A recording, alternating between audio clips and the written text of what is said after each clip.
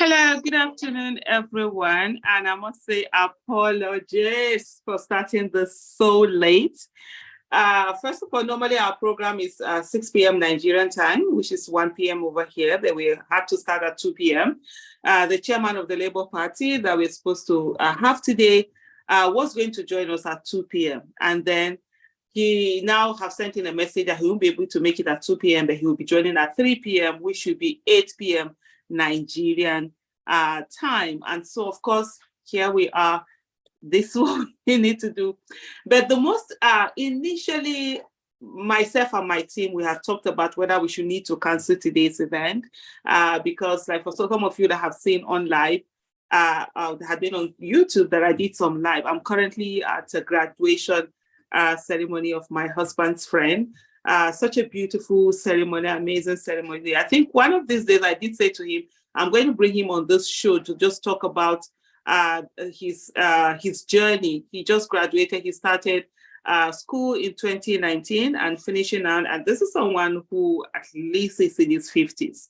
And so for someone to have that courage, that inspiration, that tenacity to be able to do what he did is something that I feel we all need to learn from. And for some people who think, oh, it's too late, or they can't do something extra, or they're too old, this is just like the kind of thing you want to see and be able to know that, look, the only limitation you have is just the one that you have in your mind. Okay, thank you. You need something?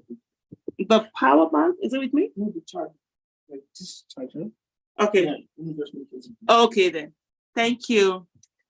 And so yes, so that's it. So that's his son, the graduate son, because what they had to do now is that they had to bring me to come home for me to come and do this program today. But anyway, we're not here to talk about graduation. We're not here to talk about school. We're here to talk about labor parties and all the things that are going on in Labour Party. This meeting is going to be a bit, so please, if you're watching this on YouTube, the link is there. I've put in the link on YouTube. It's pinned to it. I might not be able to check YouTube as often as possible because I'm using my camera right now. Normally, I actually use my laptop to do the Zoom, and then I use so I'm using my phone, not camera. I mean, I use my phone to be able to connect, to be able to chat with people on YouTube, doing the different things. Now I can't really do that. Please, if you're just joining, kindly just mute yourself. I think I need to go back. I haven't done that. Need to go back and get this. Just mute yourself. That helps. So those are the things. So sometimes things might not be as the way they usually will be. So please, let's just sort of like manage today. So I felt for me, I was like, no, we can't just stop and say that we are not going to do this this meeting, or we are not going to. Okay, so I'm just trying to reduce some of the things so that people are not coming in and sort of like start speaking. Yeah, okay, so that helps for us to be able to have a better experience today. And so please just bear with us if there are certain things that are not going the way we normally have them go. So today we are actually having this thing. So all this why I normally do this from my home in Washington DC, but today I'm in what's the name now? Cobbleskills in Albany, in the state of New York. So good afternoon, everyone. It's a pleasure being here. Chairman will be joining us much later, and so at 8 is when he will be coming along and joining us. But before we get there, let's start this program and let's get on the way and have things going on. We've seen a lot of things that have been happening in Labour Party. We've seen the different things going on, all sorts of things and all manner of things that have been going on. And that's the thing that we need. We'll have chairman here and we'll be able to ask him questions. So we find out the things that are going on. I see we saw what happened in terms of members of APC, core members of APC, some government officials and everything, just being all over the place, jubilating that Lamidi Apapa has won his case and all of that. He's a new chairman. No, that's not what happened. What the case was about jurisdiction. The Labour Party chairman, Julius Abure, had what they took to the court was that the court had no jurisdiction to hear the case, and then the court did say that it had the jurisdiction to hear the case. So it doesn't mean that, there's any winning that has been done in terms of, he's not the Labour Party chairman. But one of the things that is really quite interesting is how people are so invested in especially the APC are so invested in having in the whole Labour Party chairman tussle.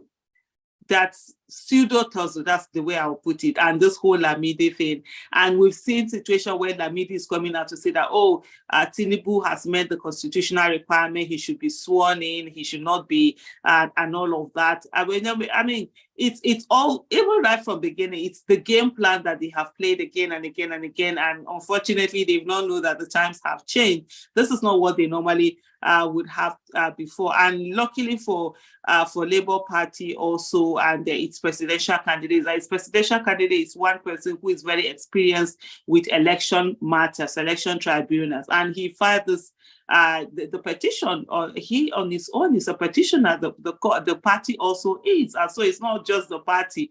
I mean, you've seen him saying that the lawyers of I saw a report where Lamidi Apapa was saying that the lawyers of the presidential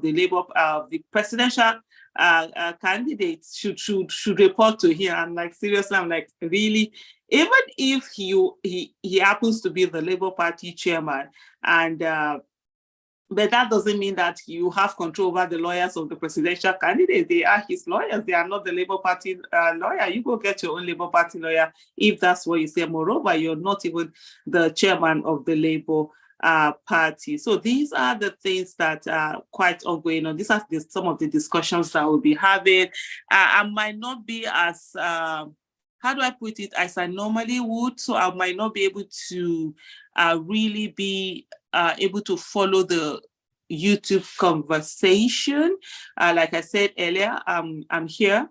I'm using my phone. I'm on travel. I'm actually on transit, and it's not like when I was home, I'll be using my computer, my laptop to do this while I'm doing that. So please bear with me on that one. I see for those who are here, please, if you would like to speak, go ahead and just raise up your hands. Let me see that. Let's have a conversation.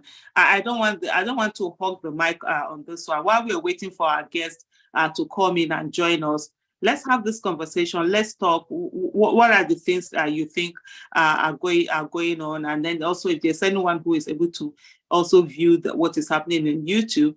I haven't seen Dudu here. I would have loved her to join us to be able to keep track of the conversation happening on the YouTube channel, because most of our viewers are actually there, and the questions they are asking and the conversation we will have. It's quite interesting what they try to do with Labour Party. I think it was with AAC. I think that Showere's party was exactly what they did, I think 2019, where they had this tussle, and there's someone coming out to say that he's the chairman, and they went to court and he's saying, withdraw the case. And so that's what they had attempted to do with the Lamidi, but unfortunately for them, most especially at the presidential level, Peter Obi is standing in for himself as a petitioner in that case. Remember, when it comes to election matters, it's the candidate or the party that have a right to do any petition. The candidate can do it on his own, the party can do it on their own, or they can do it jointly. And so that's what we have, together. But and nobody is taking anything away from it. And it took the AAC, I think it was a long time before they were able to come out of all of that.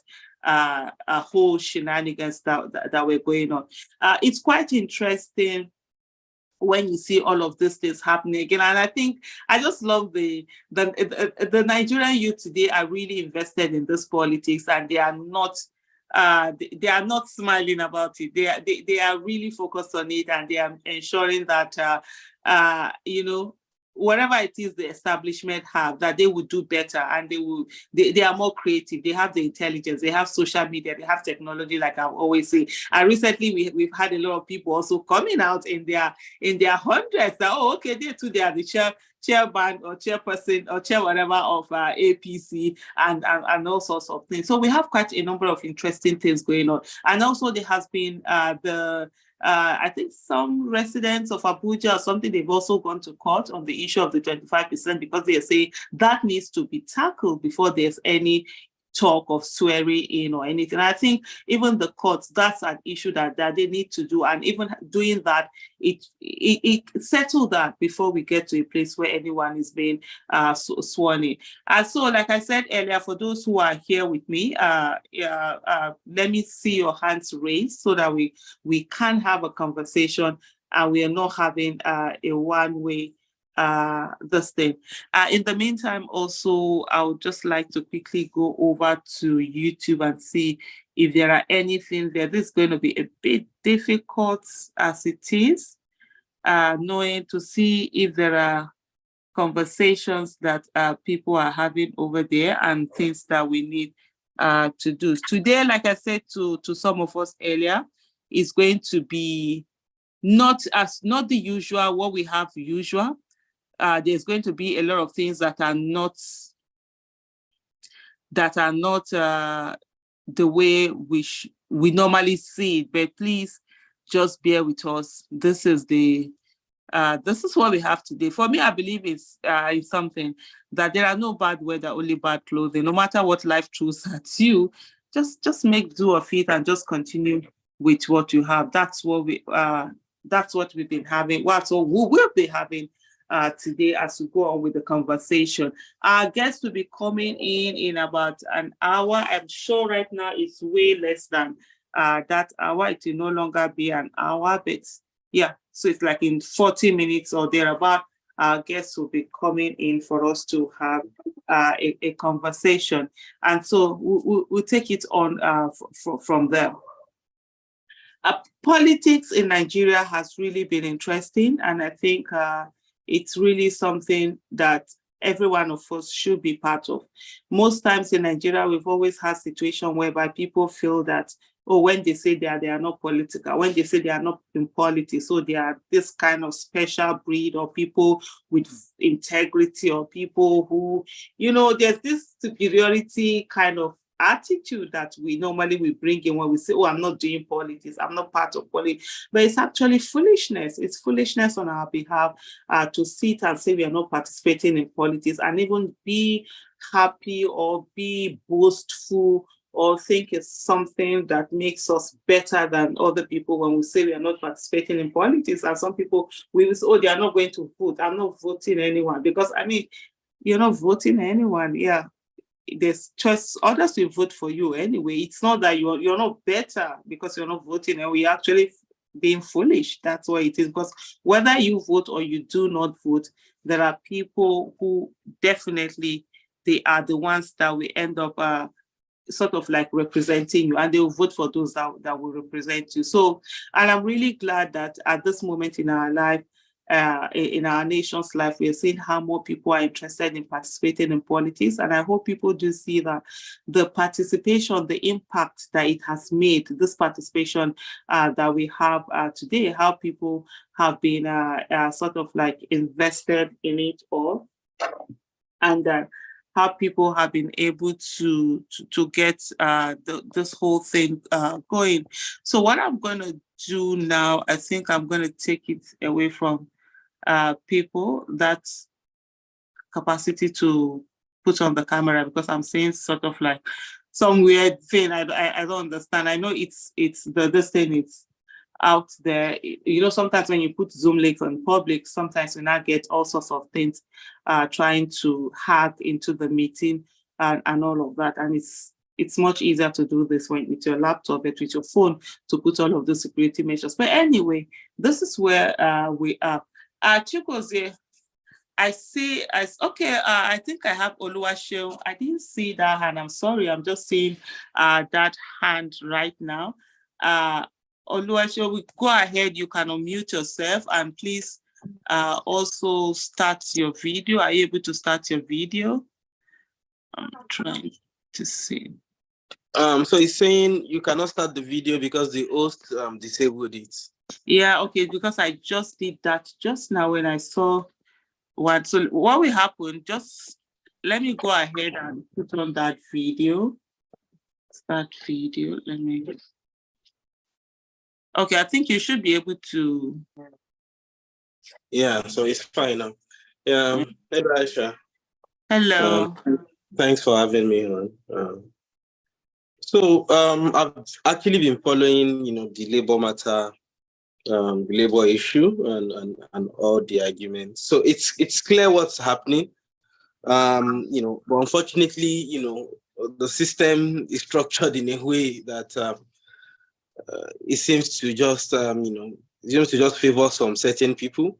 If you look at the matter, even if you follow consistently the way judgment has been given, so if I come with a complaint and I say, oh, this person has done this, I've done that, the usual ruling that we sort of seen in time past is to say, okay, let's maintain, status quo, and while we determine the substantive suit. But in this case, the judge was just quick to, say, okay, everybody go, understanding that this is a party that has activities, they are primary, scheduled for the party. There are a lot of activities, the party is in court and all that. So basically you understand that, that ruling itself was designed to cause, a lot of issue.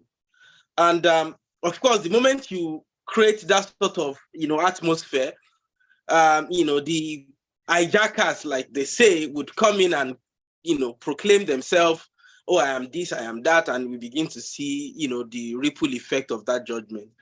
Of course, the judge was also clever and decided not to even say, okay, now I've sacked the chairman, which should be the chairman, or just sort of kept quiet on that and really didn't say, okay, oh, the party should conduct a NEC or this, it just sort of, left everything hanging, and the Apapa, faction came in and they started doing, what they're doing. Okay. As a country, how do we move forward from, things like this? Because, like you said, it's not a new thing. It happens every time. Some people just come up, and all that. I'm not absolving anybody, of any claim. They claim, there's issue of forgery against Abure and all the other issues that they've said he has done. Nobody's saying, but at least, you are not ready to look at the matter, but yet you have caused so much destabilization of the party. And now you can see how the publicity secretary on the part of the faction, I've forgotten the name now, the press conference, I don't know if you saw the press conference. No, I haven't. So you need to see that press conference. He said all manner of things. And that's really, because you see Channels was there in that conference, Arise was there, all the major news outlets was there. I know something that let me just comment. Something that is quite interesting is how you can see how the media are sort of like, it's news anyway, and then there's sometimes there's this thing that happens where you see you're just getting all the media space, right? You're just there, and this is not just sort of like ordinary. That it's not a coincidence. Yes, exactly. That's why it's not coincidental that this is happening, but you could see that it's orchestrated this way. Well, which is for them, of course, they want for all the news to be out there and for them to be doing all sorts of things. How do you think citizens? What are the things that you think can be used to mitigate any of this? Not just about now, maybe in the future, things like that. So, honestly, if we continue, I think there must be a change in how we run, party affairs as a whole. Mm-hmm. I think currently it's just a bit chaotic, and there should be clear order, in terms of. So I think maybe in redrafting the constitution, the party should begin to look at their constitution and begin to look at some judgment and sort of include those sort of clauses, in the constitution of the party, because I don't know if we are going to fix judiciary very soon. So I think the one that is more like a low-hanging fruit is that, whenever the party have opportunity to do a NEC, they should propose that, constitution should be fixed to sort of, make sure there's a clear way to navigate this sort of issues. So when there's a court judgment that removes the chairman, in clear details, what should happen. So if it's okay, the party should immediately, within 7 days, conduct a new NEC, and they should vote for a new chairman. Or if it's the same way, it's okay, if it's a deputy chairman from which zone, and all those things should be clearly spelled out. I think because I've been listening to all the legal arguments online and all that, and it doesn't seem like there's a vacuum there. Those things are not properly communicated. What the lawyers have been talking about is the fact that a NEC, meeting needs to happen where a new chairman should have been appointed, and not just a papa declaring himself as, to the legitimate chairman. But of course, like I said, because there's no process, there's some of like the gray area, and that's why that has been. So I think, as a low-hanging fruit, this is it. Then also for our judges, as long as, there is not, we don't have like a sort of, feedback mechanism, or I don't know, maybe I don't just know. There should be some form of leverage that we should have as a country against this, because they just rule all manner of things right now. And then, anybody can basically shop for anything. So that's been a problem, because I totally agree with you. The judiciary has been a total mess, and I think there's a need. And one of the things, sadly, is also the fact that all of this thing of corruption, nepotism, and all of that has also found its way into the judiciary. And so all manner of people that are actually not supposed to be in certain places are there. And one of the problems we have is that all the electoral processes and people who actually get into office are not supposed to be there. They actually got in there through the judiciary. So people just mess up, do anyhow. So, okay, let's meet in court. That's why let's meet in court became the slogan that they are very. But in what you're saying, and I do hear you, and I think that's just it. The low-hanging fruit should be with the Constitution. And even in terms of, I think a few days ago, I was speaking to someone, we're having a conversation over like women's participation in politics, youth participation in politics, and all of that. Like, these are things that these parties, we can easily have them if they are in the constitution of the party. It's easier to change the constitution of the party than it is to change the constitution of a nation. So if a party says that, we need to have at least both gender, there must be at least 40% representation of every gender. So not one gender can be more than 40, or there must be so percent representation of youth. So in terms of even the tickets that are given out, so part of it must be for the youth. For every 3 senators that are in the state, 1 must be female, 1 must be youth, or any of those things. These are things that can easily be done within a party, and that helps. And so hearing you also talk about this, putting all of these processes in place. But then also, for that to happen, you need to have people's participation. Because we've left politics for the worst of us, and only a few good people, a few competent people being there. So all of these things happen. How do you think we can actually get in more people to get into politics, to register as members of political parties, and actually begin to change all of these things from inside? While you answer that question, please, for those who want to join the conversation, just please put up your hand so that we'll bring you in, and let's just have a conversation kind of thing while we wait for our chairman to join us. Thank you, Seun. Yeah, unfortunately, we started that, it took us a long time to get to where we are. 1999, and this is, 24 years thereabouts down the line, and this is where we are. But thank God for the movements, and the movement has been really strong. And, people, of course, you can see clearly that the interests, we're not talking even, in the double digits in terms of if we are to measure interest right now, it's probably 1,000%. So Nigeria has woken up. And I think the reason why, it took us a long time to get here was because people over time couldn't really find a leader that they could easily identify with, a leader that they feel sort of connect with their needs, they can see. So because of that, we've sort of been aloof, and the political class also sort of have a way of please, if you are not speaking, mute yourself yet. If you're not speaking, put on your camera so that we can spotlight you, but mute yourself, please. Emmy, mute it. Yeah, it's okay, go ahead, Seun. Oh, okay. So before now, it was just difficult for us to really identify, and we hear all manner of things. Politics is a dirty game. Don't go there. They can kill you. You need money. You need so much money. Where will you get it? Oh, I even remember growing up, we hear things like, can you kill somebody? If you can't kill somebody, you can't be a senator. You hear, yeah. So there's a lot of those conversations at the grassroots level. And, if you live a certain kind of lifestyle, it just looks like you are bringing so much danger. It just looks like a dangerous place to be. So, you are practically just relegated to the zone of, okay, I would vote if I can, and if I can't. So there was no obligation, there was nothing. And to top it up, there was really no active engagement, or a way to sort of really, meet the youth where they really are.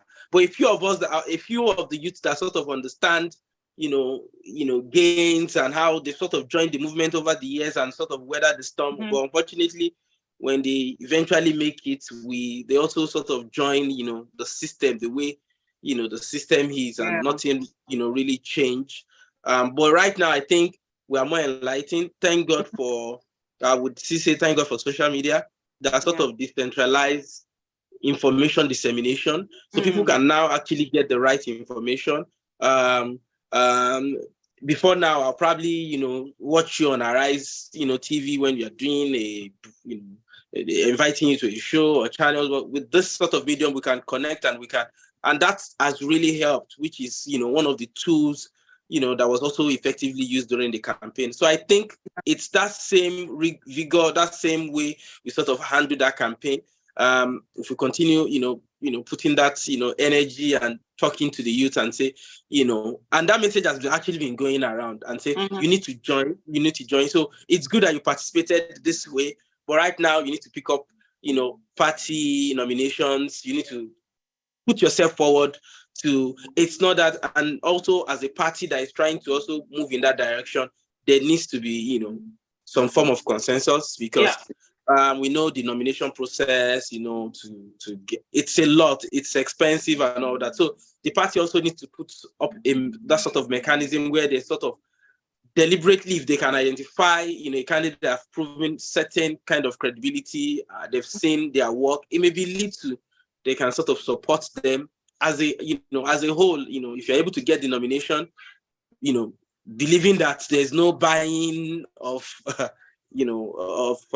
electorates, in that process, if you're able to get it fair and square, and they can support those sort of candidates, and we can get enough of them into the system, then I think that's a good way to change things. Okay, getting enough of them into the system, that would be a good way to change it. Thank you so much on that. Hold on while I go. Chigozie still with us. Okay, Emmy Otos, go ahead. Before you come with your contribution, just to ask you, what do you think can be done to get people to participate more, get people to be members of political parties? Go ahead, you're muted. Emmy Otos, you're still muted. Oh, is this saying you can't unmute? You should be able to unmute yourself. Go ahead and unmute yourself. Okay. Thank you, Ma. Madam Aisha, good evening from this side. Good evening. Yeah, I must thank you for everything you've been doing, right from way back, before the whole election stuff. I've been following the whole trend, and I appreciate you and Sir Dele Farotimi so much. You guys have been holding the bar for all of us. And about participation in election, frankly, I've been participating in elections since 2015, but I started voting in 2018. And because after the first 4 years of Buhari, I know that something was wrong and things were going bad. I decided to join politics.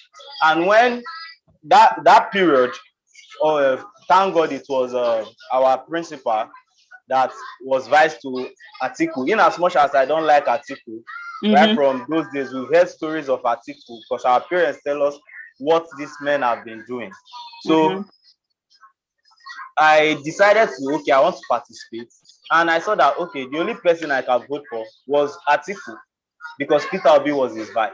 So I started following Peter Obi for a very long time till luckily I was happy he came out as our presidential candidate. And the movement has been awesome, mostly here in the South. And so many of us, we have been going to the grassroots because that's where to start with. Contribute in as much as everyone wants to participate in politics, we must first of all look at the grassroots. We must first of all look at the grassroots because those are the key points where we will convince people. Because here in the town, we have people already that are educated. So those ones, they know what's going on. They have the decision to either join or not. Because some people, they are just reluctant about joining politics, no matter how hard you force them. But I have so many friends on election day because I had to travel from Delta State to Bayelsa to vote. On election day, all of them were playing football on the streets. So we are still trying to convince so many of them. But as obedience, please, I will urge everyone, don't forget the grassroots. Those people need enlightenment. They need enlightenment badly. Thank you so much, Emmy, for that. Indeed, those people, we all need enlightenment badly, and it will help us to be able to help each other. Why just hold on? I see Chigozie is in. Chigozie, are you able to speak now? And if you are able to, on the question that we're just talking about now, how do we get people to get into political parties? Chigozie, if you can hear me, please.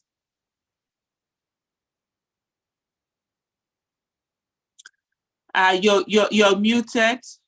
Okay, yeah, you can hear me. So go ahead and unmute yourself, please.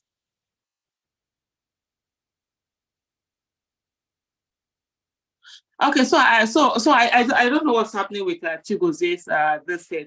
Just to take it on also, Emmy Autos, let me still come back to you. What do you think about the whole thing going on with the Labour Party and the power tussles and other? What's your take on that? Okay, Chigozie says he can't unmute. Oh, okay. So I think I need to go back and let me come back to Chigozie. So Chigozie, go ahead and unmute now. I've asked you to unmute. Okay, it's better now. Yes. Also, go help us start your video. Also, if you are able to. Okay. So, all right. Good evening, everyone. Good evening. Yes. Good to be on the platform again. It's a pleasure having you always. So the question we're just asking now before this last one we asked earlier is that what do you think can be done to encourage to be able to get people to be card-carrying members of political parties, most especially Labour Party as it is right now? Okay, I think the first thing is awareness, which I believe the Obedient movement has brought that awareness, and there's a lot of, everybody is aware and there's interest. P2B, the movement sparked a lot of interest. In fact, for the first time, we saw youth queuing to go and get their PVCs because they believed. So I think that awareness has come. For the first time, we saw people getting interested in internal political affairs, party affairs, the process of the primary elections, how a candidate is being selected or chosen in a party. People got interested in all those processes. So I think that first barrier has been broken. which is getting the awareness out there. And so the second thing I think is to, within the party, is to make things flexible, or will I say, open it up for people to come in. When I say open it up, I mean in the terms of the party members, the Labour Party, ESCOs, and the party men, because one thing I noticed is that these guys, a lot of these party chairmen, when you come in, they feel threatened. I don't know. They feel threatened at the obedience. Okay, during the campaign, we noticed this, and I think few days ago, I was sitting with one of the Labour Party chieftains, and he said the same thing, that the way obedience came, a lot of party chairmen were scared that, okay, these guys are coming to kick them out of the whole thing. So but I think they need to open their arms wide open to embrace change and accept the youth into the party. We are not coming to fight them. We're only coming to make it better. So they should be more accommodating. I think if the obedient movement if the Labour Party was a 1-story building, the obedient movement has made it a 10-story or 100-story. So they should, I believe there's a lot of rooms where people can be accommodated. So the party needs to open up its arms and accept the youth. Then another thing I will encourage participation is, will I say, the forms, sales of forms, the price is outrageous. As it stands now, if you want to, like we also happen in the governorship ticket, like the Imo governorship ticket, it was formerly 15 million and it was increased to 25 million. Then a lot of complaints started coming in. I think before our principal spoke up and they took it back to 15 million. Well, even at the 15 million, how many youths can afford it? How many women can afford it? These are some of the issues. If you want to say House of Assembly forms, they might tell you 1 million naira, and we might not have youths who have that, ability to purchase it. So at the end of the day, it becomes a thing of the elites. I was watching a documentary this evening, and it was talking about politics in Africa. That it is for the elites. A man who wants a bicycle that comes to say he wants to, that has something to offer his people, cannot lead in Africa, because they will laugh at him that, this man, what do you have? You only have a bicycle. You want to do politics. They prefer the rich man that has cars, that has, all the money to throw around. But then at the end of the day, the man comes in and turns it into a business, because he comes in, invests his money, and when he gets in there, he needs to make profits from all the money he has put in. So it is like business. I remember when I participated, when I came back to Nigeria, I was really passionate about, leadership and all that. And because while I was studying in Ghana, I was a Nigerian student president, and I made a lot of impact. It was the first time of going into an election and contesting for all this. So but I saw that I did very well, effortlessly. And, even the Nigerian ambassador to Ghana was like, she goes, when you go back to Nigeria, make sure that you get involved in politics. And so I was encouraged. When I came back after my NYSC, I was like, okay, let me test the waters. I got registered to a political party. I ran for local councillor that was 2018. I ran for councillor in my ward. I went back to my village. I was doing a lot of community service. I did training for youth, so many things. And I ran for councillorship, and I saw that the system was so rigid. Like, it was not, you have to spend money, you have to go and visit people. They'll tell you bring wine, you bring this, you buy cartons of malt when you are going to visit. Like, the process was just so bad. And when you are going for campaigns, you have to drop money. No matter how little, you have to drop money. If not, even the people you are going to campaign will tell you that you are stingy and you don't want to get. That when you get there, if you cannot give now, when you get there, how will you do things for your people? How will you give your people? So you find out that even the electorates are not even helping matters. And then the party the party process. Another thing is zoning. This zoning of a thing. At the end of the day, I think 3 weeks to election, they told me, oh, it has been zoned to this community, so I have to step down for the person that is to avoid disputes and all that. So I ended up, stepping down for a lady, and she got it at the end of the day. But I was really, really, I was discouraged with the whole process, and I just left and, went to face my own life. But this whole movement again, it's brought back that interest, because I saw what Peter Obi did, how he, the process he went through his primary, how he did not buy anybody delegates, and it was a very, very clean and transparent process. And I got inspired again and motivated to get involved in politics again in Nigeria. If not, I've written it off, like, no, Nigeria politics is not for me. But Peter Obi has inspired me again. So I feel like if the forms and all those, if the prices can be brought down, let's so let me just come in there, Chigozie. So there's difference between nomination. So the one of prices you are talking about is nomination, and the other one is, first of all, even just becoming members. And I think in all of these things that you've spoken about right now, the main issue also comes down to that membership.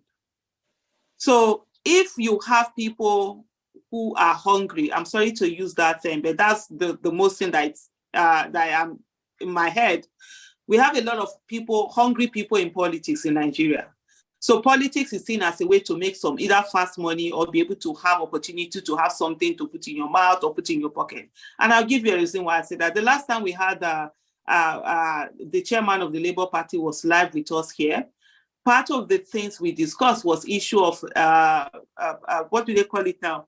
This fee that they pay. It's not nomination fee. What was it called? That you pay some amount of money.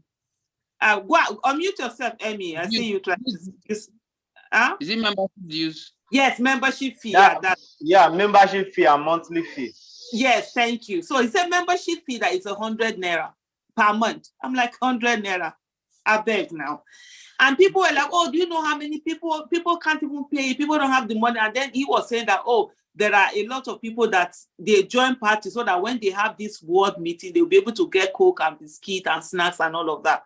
We cannot continue to allow people who are at that level be the ones that continue to make this political decision. So if you have someone who does not have money to buy biscuit, that biscuit and snacks matter so much. I love snacks, honestly. Most times if I'm going to party, I'm in a food that they go chop. But then it's not that when I get there, that decision I'll make will be dependent. If you don't give me food, I can walk away and enter the nearest restaurant and go and look for my small chops and eat. But we should not allow people who, for them, that's so critical, be the people who are main members of political parties. Otherwise, what we continue to have is that they will be the ones. That's why they will continuously need money. I think it was Emmy that was talking when he spoke earlier. These people will ask you for money, they will do this. So we need to get more people into that political, into parties that do not require the small change that will be given to them. They are comfortable enough in their own. Okay, I spoke in the terms of it's a two-way thing. I think I spoke more of people that have intentions to run for offices. To run, yes. On the other aspect, the electorates, even those that don't have intention to run for any office, they can also be members. I think that one is better, is cheaper. The process is cheaper. That's why I said they are even the problem, because these guys end up becoming delegates. When we have hungry people become delegates, that's when you can buy them off, give them $100, they vote for you, or you give them Okada, or you give them wheelbarrow and all that, and they will sell their votes for all those things. So, but I think. Please, can I just interrupt you for a moment? Dudu, I sent a direct message to you. This person, get in touch, please, with the EA of Labour Party chairman. He was trying to call me just now. I couldn't take the call because I'm in here. Please, let's know what's happening, whether they're about to join. Thank you. Go ahead, Chigozie. Okay, so to be a party member, it doesn't take much. I think the registration fee is free. The membership card is free. But when you register, according to the Labour Party constitution, is a monthly due of, I think, between 50 to 100 naira monthly. So when you register, you are expected to pay your monthly dues for you to be a like up-to-date member or an active member. So that is not expensive. Then participate in ward meetings. When they call for meetings, participate in it. You can even decide to sponsor your ward meetings. You can host the meetings in your house. Just it doesn't cost much. You can just buy kola nut, garden egg, or whatever. If it's mineral, you can buy, or whatever you can provide for them. You know, by the time you start hosting meetings, they start seeing you as a leader in your ward. You know, they start respecting you as a leader. When they are called for meeting, you can sponsor. You can say, okay, I want to support with 2,000 naira, with 3,000 naira to rent chairs or rent canopy. You know, when you start doing those little things, you start getting the relevance or recognition in your ward. So I think that it starts from your ward. When during election, during Congress, World Congress, you will be eligible to vote if you are up to date with your payment. At least if you pay for the last 3 months, you will be eligible to vote in the World Congress. After World Congress, we have State Congress. After State Congress, we have National Convention. So for us, I think whether you are interested in running for an office or not, it is important that every one of us become a party member, have a card, pay your dues. But I think the challenge where obedience are having challenge, a lot of obedience are interested to be party members. In fact, a lot of obedience have registered on the Labour Party website. They have their cards printed out from they downloaded their membership card and printed it out. But then the challenge now is they cannot, when they go to their wards, they are not recognized in their wards because the Labour Party website, the database, they don't transfer it to the ward chairman, or they don't, would I say, that data is not handed over to the ward chairman. So you find out that you register online, but when you go to your ward, you are not recognized because your name is not on the list or the register of your ward chairman. So if there is a way Labour Party can digitize this process from beginning to the end, when you register from the website, for people to be able to pay their dues online, pay directly maybe with their ATM or with bank transfer to the Labour Party account, then they confirm you and okay, yes, you have paid your dues. Then that information should be transferred to the ward. Let the ward chairman have that information that this person is up to date with his payments and this person's registration is valid at the national level. Link it to the ward. I think that will solve the problem. Then we'll have massive participation, massive registration, and people will pay their dues. A lot of people will pay their dues. And the more the merrier, the more number of people we have paying their dues, the more money that comes into the party. Then one last thing, if they can also digitize meetings, if we can have ward, I know this might be in the future because right now some of our ward chairmen, they don't have smartphones, they don't know how to do all these Zoom meetings and all that. If there is a way where we can move to that point where we have young people who are ward chairmen and who have smartphones and know how to use these online meetings, we can have online meetings like this. People can participate, people that are registered, people in diaspora, whoever that are members of the party, they can participate and give their contributions in ward meetings. And at the end of the day, if by the grace of God, we can get to the point where people can vote, every bona fide member, once we are up to date with your dues, you can vote online in the election Congress. I think that will be beautiful. Then one last thing, if they can do away with this delegate system, it will really help the party. Let it be open voting for all bona fide members who are up to date with their dues. If you are a card carrier member and you have paid your dues, then you should be eligible to vote. And if they can do that voting, it will eliminate this corrupt system of delegates because it has really affected us a lot. At the end of the day, we end up getting lesser competent people, or we don't get the best out of the process, out of the primary process because of the delegate system. So I think this will be my contribution. Thank you. Thank you so much on that contribution. Quite a key number of things that you've really said in there. There's something also that someone has said on the messages that why don't we form a new party? Why don't Obedient Movement and other form a new party? And I think one of the things for me, like I'll just say, forming a new party, you're still going to meet the same obstacles. So the same issues, the same everything. And so it's still the same. You saw what happened. Many people who were into like support groups, you saw what happened with support groups. Many would have seen how difficult it was getting support groups to come together and work together. Like, let's come together and we'll focus on because everybody wants to be, oh, this is me, this is that. So most of these things that you see in these other parties, forming a new party is not going to automatically change them. And then if you have a party that is already there, that's why do you necessarily need to go and form a new party? That's the way I look at it from. Most of these things that you're talking about, chairman, whatever, you talk about chairman and no digital and these things, it's about voting. If people are running to be chairman of different states, God knows I'm going to vote for a person that I know is tech savvy, can hold Zoom meetings, can call people together. It's not going to be asking one or two people for money and all of that. Those are the kind that are literate enough to be able to do the job. Those are the kind of people that you want as chairmen and chairwomen. And so it's not that it shouldn't be limited to one place. But anyway, let me ask Oluwaseun, what do you think about a new party? And please, for those who would like to be part of the conversation, raise up your hand. Let me see. It will be easy to bring you on, and let's hear from you. Yeah, for me, a new party is a no-no. It's just a waste of time. We've seen many people have tried this, different movements in time past have tried. In fact, that's what led to Nigeria having numerous parties, and none of them can really even win anything substantial. So, like you said, you've clearly outlined it. Starting a new party is the same problem. There's going to be a mass exodus of those same, that same kind of mindset, and they just flood the whole place and they just start causing the same, issue. So it's just a rethinking of how we can sort of create a delicate balance between these things. So right now there's a particular order. It's not going to be immediate to, automatically change that whole order. It's a gradual process. That process has already started. All that is required is to intensify effort and continue to move in the right direction. They will become so uncomfortable, either they retire themselves or they just sort of move out of the way.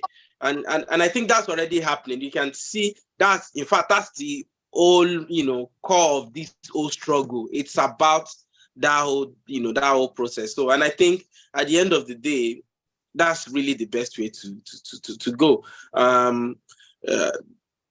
We may not be able to get, everyone into it, but if we begin to look at political party that way, and we're able to make some progress, take for example, Labour Party was able to now introduce, the whole online registration, also maybe online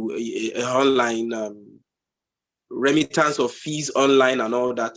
Like the last Chigozie has recommended the other time, if there's an integration where that database sort of synchronizes at the ward level, but that takes, a more sophisticated, tech network, and you need to have a ward chairman that is also tech savvy to understand that, okay, I need to log into a platform where I download the updated list of my members and their dues. And so it's a long process, so which still speaks to the fact that creating a new party will not fix that automatically. We just need to sort of keep innovating as a party, keep innovating, keep bringing new ideas, and look for people that can sort of drive that idea. But I think the message has been received loud and clear, and things are not where it used to be. Yeah. Thank you so much. Dr. Chuks, would you want to say add to the conversation? I think I saw, is it Dr. Chuks? Yeah, you're right. Yeah, you're correct. Good evening, Madam Aisha. Good evening. Yeah, I'm so happy to be on this platform. Thank you for admitting me. Thank you for being here. Yeah, I'm actually reaching you from Enugu. Oh, fantastic. Oh, well yeah, done. Yeah.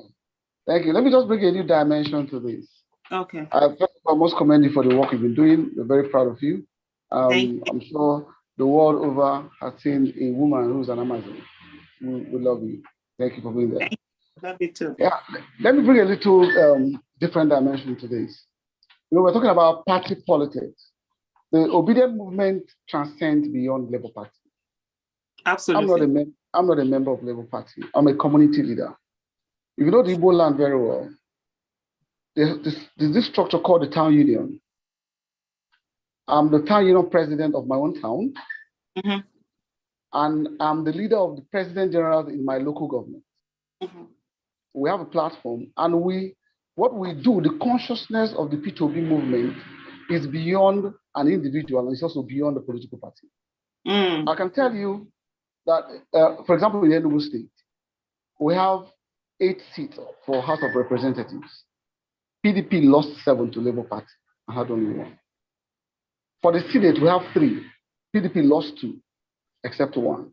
And I can guarantee that those people who voted Labour Party, over 75% of them are not members of Labour Party. Yeah. That's a fact that anybody can verify. So what we are looking at is this change factor that P2B has brought into the Nigerian political system. How do we sustain it beyond the myopic perception of party affiliation? What we want, like I heard you say one time on television, what we want in Nigeria are good leaders, regardless of the political platform they're coming on. Whether they're in Labour Party or PDP or APC, we have good leaders across Nigeria. Once we're able to see men who key into this mindset, the Nigerian youth should be able to come out publicly and support them. It's not about party. I'm sorry, I'm going to call some names here. There are certain persons from my region who will be in Labour Party, and me and those who believe in me and follow me will never support him. So what I'm saying in essence is this. The P2B movement and the obedient movement should transcend Labour Party so that people don't box all the supporters of this movement to one funny corner. It's going to be very difficult to manage. As a community leader, I am a card-carrying member of a particular party that is not Labour Party. But if you go to my Facebook page and everything I do on social media, I'm actually in almost all the obedient movement social media platforms, and I follow it closely. My community, they know me in Enugu State, they know that this is where this man stands, but I'm not a member of Labour Party. So what I'm trying to say is, let's be careful the way we make it a Labour Party thing. It is about this movement. I know our principal ran on the platform of Labour Party, and we owe him that responsibility of care to support his activity, even as they go through the tribunal. That's what I want to say. Thank you so much. Yes, thank you so much for that, and thank you for bringing in that perspective. So let me just clear a bit of the issue. I totally agree with you. Like I've always said I'm always part of that same school of thought that you come with. Obedient movement, it's not about Labour Party. It definitely transcends the Labour Party. The obedient movement is like a voting block. So you have those people that a voting block that at the end of the day, what we are looking at, parties will be afraid to bring up candidates that are not competent because they know that there's this voting block that is going to do something about it. Absolutely. That's the spirit. Yeah. And in the way to go also about it is that we must not also shy away from the fact that partisanship is absolutely very important. And I love what you said. You're a card-carrying member of a particular party that it's not Labour Party. The reason why the Labour Party is the one that for some of us, and for me particularly, that we talk about, is the one that is at hand. You can work with, you start with one. Because if you're going to eat an elephant, you're not going to put the whole thing in your mouth. You have to start little by little and start going with it. And so that's the way it is now. It's just, okay, there's this party. Focus, I think even in the last live this thing we did, those were part of the things we said, let's enter this party, get hold of a Labour Party, get people with competence, character, capacity into it. Then after that, move into other parties. Let's have citizens it's about competence, character, capacity in all of these parties, right? And so when we all get into all of these parties, what then do?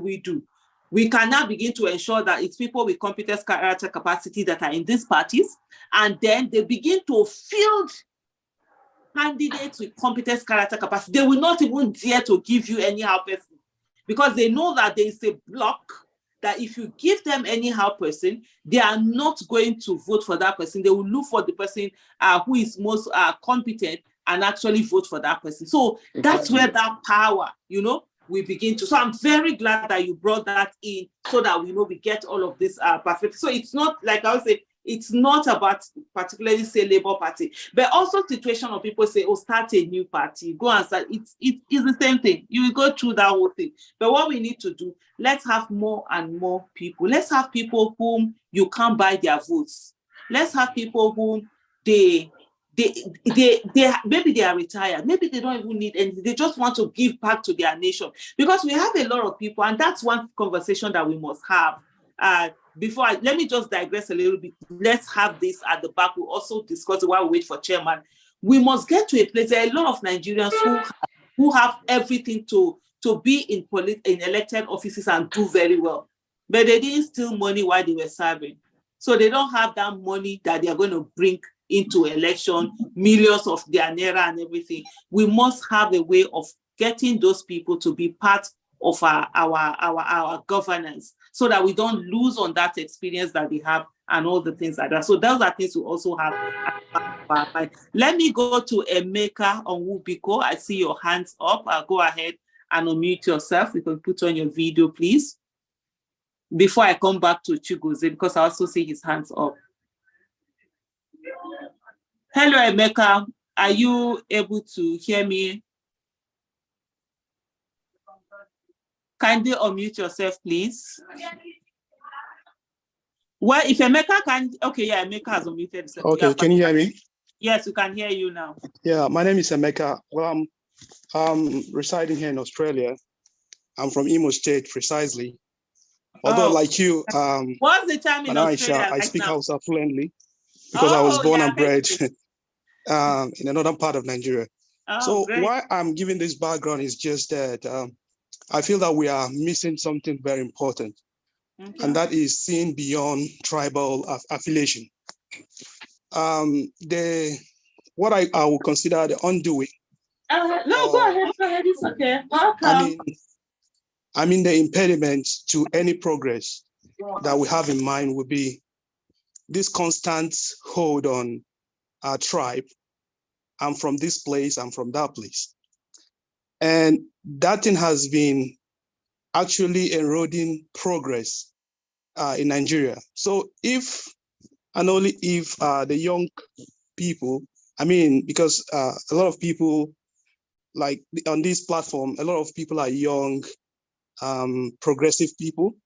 If we start ensuring this sort of so much hold about tribe, so much hold about religion, and start seeing ourselves as Nigerians, I think we'll make a lot of steps. If not, whatever we're talking about, party, we're talking about, say we want to get things right, it won't happen until we start seeing ourselves as one. Because you could actually see the trajectory. Peter Obi made a lot of progress. He sort of brought out this sort of a mantra where you were not saying, I'm Igbo, I'm Hausa, I'm all that. But in the tail end of everything, you see, the other people they started using sort of a way to put division among the people that they consider obedience. And a lot of them are falling for it. So it's high time to start seeing us as Nigerians. Once you're an Igbo man in Lagos, you should be proud and just beat your chest that you are in your country. I'm in Australia, I'm a citizen here. I'm not from here. But actually I have all the rights that any white person has here. Then why is it that a black man, an African for that matter, you are in a given state, they'll start telling you indigenization. Like when I was born and bred in Kabanchan, there will be a stage where you get to, they'll say you're not indigent. But this is where you were born, you're bred. You understand? So that's sort of archaic and diabolic way of thinking. In fact, that thing has been so corrosive that we are backward.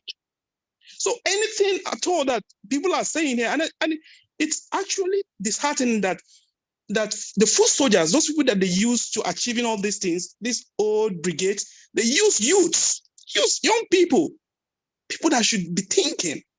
But you see them falling prey, just falling, they are using as cannon fodder. to all this ill-fated agenda. So anything we're talking about now, I think we should do a sort of revival. If it's something that has to be in an open field, they do a revival of change of mindset. If not, it's actually a futile venture. It won't work. So until we start that revolution, mental revolution, then outwardly, practically, we start seeing it yielding fruit. Without it, I don't see any progress. Okay, thank you so much for that input, Emeka. Before I go on to Chigozie, just to say that on the issue of, can you hear me? Okay, yeah. So on the issue that we're talking about, in terms of getting people that unity, the people who are going to work on that unity are actually the leaders. Sadly, it's not going to be a bottom-up approach. It's going to be a top-bottom approach when it comes to unifying the nation. And those people are what we've had are actually people who have consistently divided the nation because it has favored them to have a divided nation, which they can use as a political tool to be able to perpetuate themselves in office or get themselves in office. So what needs to happen also is part of the conversation that I don't know who is unmuted, please kindly mute yourself. What needs to happen also, which is part of the conversation we are having, how do we get people to actually be partisan? How do we get, since we don't have independent candidacy, how do we get people to become members of parties? How do we get people to run for office? And in that way, we'll continue to bridge these gaps that we have. People are already speaking. You see what happened during EndSARS. You see what's happening with the obedient movement. They are trying to bring in religion, trying to bring in ethnicity to divide the people. So we can't say until it's solved, we won't do anything, because the solving actually lies in a whole lot of people who are actually in the leadership position. But in the meantime, why don't we try to get more people into that leadership position, people who are pan-Nigerian, people who are pan-African, people who will focus more on the nation and on the next generation than they will on the next election. Chigozie, go ahead, please. And after Chigozie, I think we have Emmanuel Nwandu. I think you haven't spoken before we come to Emeritus.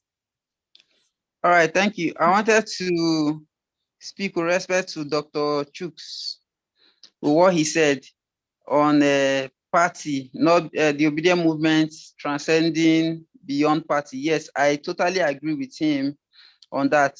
In fact, I share the same belief that the obedient movement shouldn't be tied to a particular party, because during the election we had APC obedient, we have PDP obedient, we have people in other political parties who were obedient or who are obedient, and they are still obedient. So we must not limit it to a political party. But then, on the other hand, we need to get, like Madam Aisha said, we need to start from somewhere. But then, even in the Labour Party, you find out that the process, the whole process of getting out credible candidates, it's not easy. It needs a lot of change. It needs a lot of reformation. So even in PDP, it's still the same thing there. You can see what happened. Even APC, you can see what happened. Their nomination form was 100 million naira for presidential.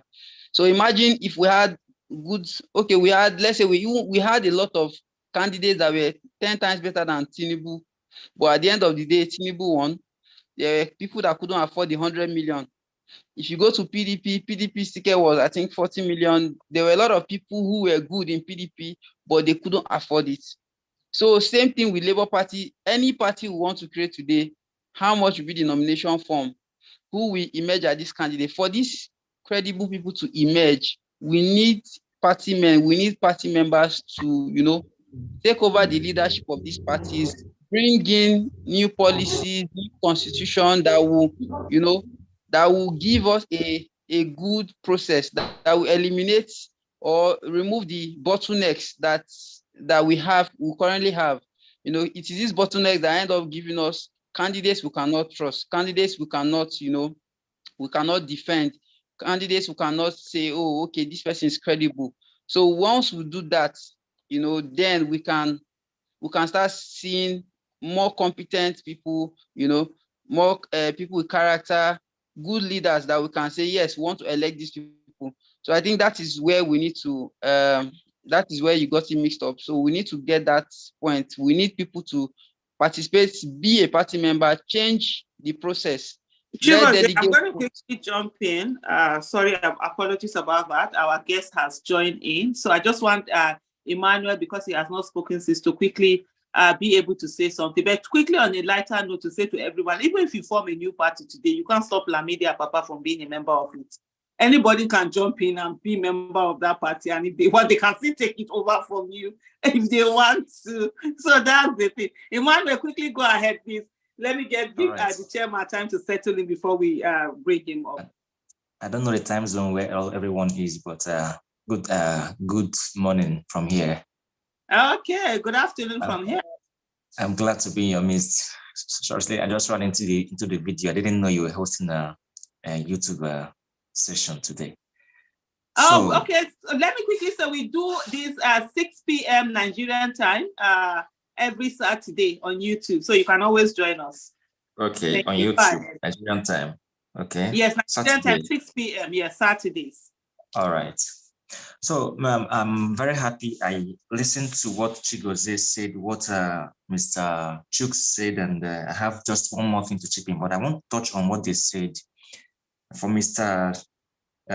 Chigozie talked about abolishing a delegate system. I am very happy he made that comment because that's been on my mind for a long time. I told someone just this evening that we are not choosing our leaders. We're more or less also called forced to choose the persons that the establishment chose for us, you know, just to choose among the very few persons the establishment chose for us.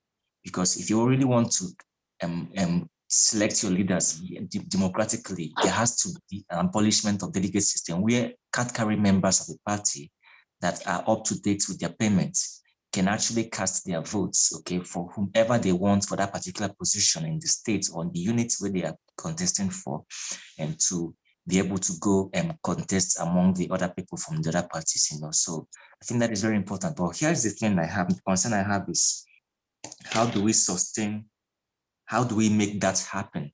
You know, people can move from one political party to another via the inducement of some devious politicians to come vote in another party, like what happened in America recently when what's her name, Liz Cheney was going to contest for her re-election, you know, as a House of Reps member, and she knew that she wasn't going to win on that Republican Party, and some Democrats had there's this what's it called, gap, okay, in the law that they could actually exploit to register as Republicans and vote for her. Okay, so for the Nigerian system right now, it's more open. There is no gag. I mean, there is no preventing anyone. Nothing prevents anyone from going to buy party form and paying the dues. Maybe the person can pay the dues back to the past one year or the past 2 years, as the case may be, and vote for the particular election. Politicians can make that happen. They can roll out that amount of money to help get people who would vote to elect candidates or to nominate candidates from a party that would contest against their own candidates, whom they know that the person would stand no chance, okay, against their own party candidate, you know. So such things could happen under such circumstances, okay, when you abolish delegate system and allow people to vote at the grassroots to nominate their leader.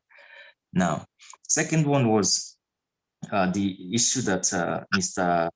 Chooks raised, where he was talking about not confining everyone to all the obedience movements to, or boxing everyone into Labour Party.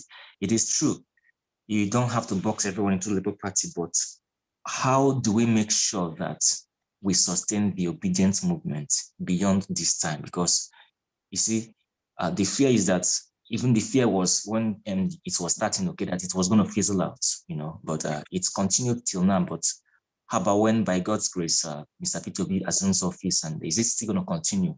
Are we still going to be voting as a bloc? You know, what's the future for the obedience movement? That is my second question. And the third one is about the tribunal. We don't, some of us don't get updates about the tribunal, about what is happening and the outlook. And some of us really, I live on Twitter these days. I just cannot concentrate on whatever I'm doing. I just stay there, try to see what is trending, and see if I can be able to get a glimpse of the outcome of the court's sessions. Because, honestly speaking, some of us outside of Nigeria want to come back home. We want to come back home. For me, there is no better place to be than Nigeria. I have many reasons as to why I'm saying this. You may make much more money abroad, yes, but in terms of feeling that welcome, feeling at home, eating good food, and there are many things you would enjoy when you're in Nigeria. Okay, so, and also knowing that you're going to be investing in your country and what's it called, contributing to its growth. It's one of the reasons why some of us, or someone like me, really wants to go home. But are you going home to a Tinubu-led country? That's the question. And so it keeps worrying me. I am seriously bothered that every single 2 hours or 1 hour, I'm always on Twitter trying to see if there will be anything trending that will point to Peter Obi's chances of reclaiming his mandate. Because the way these people did this thing brazenly, okay, it looks as though they don't care about what would happen. They said they just say, good people can go to do what you want to do. We'll still be able to, we'll still maintain this result, and we'll rule over you whether you like it or not. It doesn't look like they are afraid. Even they have a modicum of fear that this so-called mandates that they stole could be reclaimed from them by Peter Obi. So those are the three areas I want to contribute. It's more like question. All of them are more like question or contributions, depending on how you see it. You see them. Thank you so much. Thank you so much for that contribution and the points you've made. Let me just go. I will say that Chairman, Juju, please, if you can hear me, kindly get in touch with the chairman's team and find out, because he came in briefly and then he dropped off again. I sent you messages on WhatsApp. Please check in on them and let's see what we can do to bring him back on if he's having some technical issues. I see Stella. Stella, please kindly unmute yourself and go ahead and speak. Thank you very much. Good afternoon, everyone. Good evening. Good afternoon. I'm calling from Houston, Texas. My name is Stella Aderiti. I'm a Nigerian. I'm a concerned Nigerian.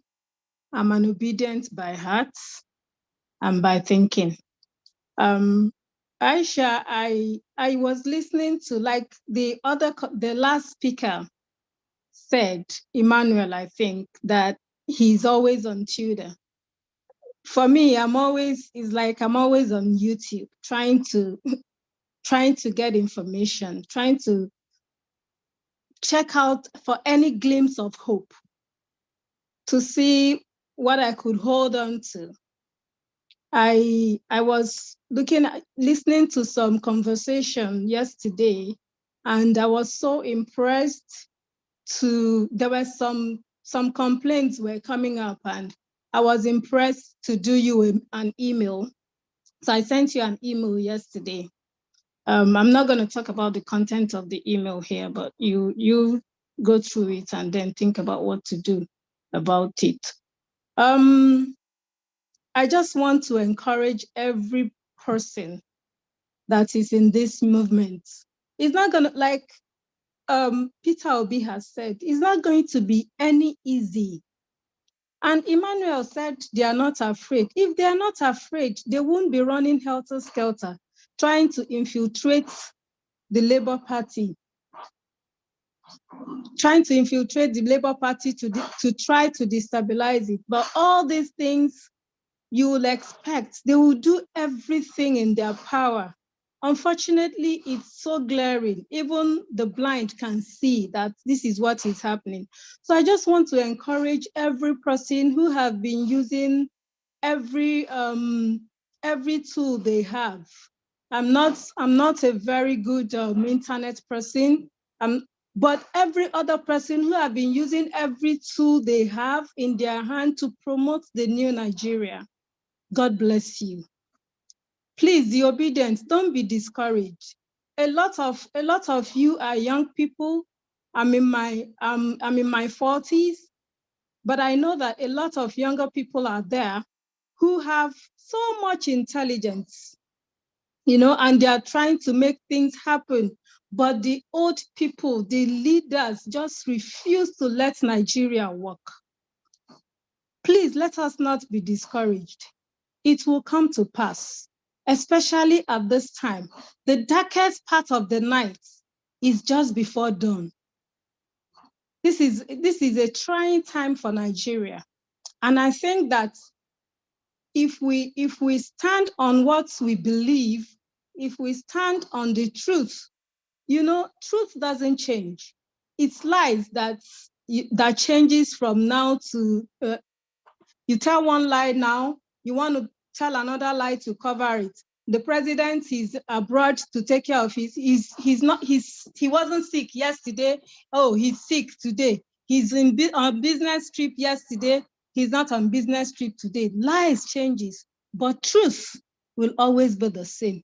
You don't have to do anything to cover the truth. It will come up, even if it is 20 years.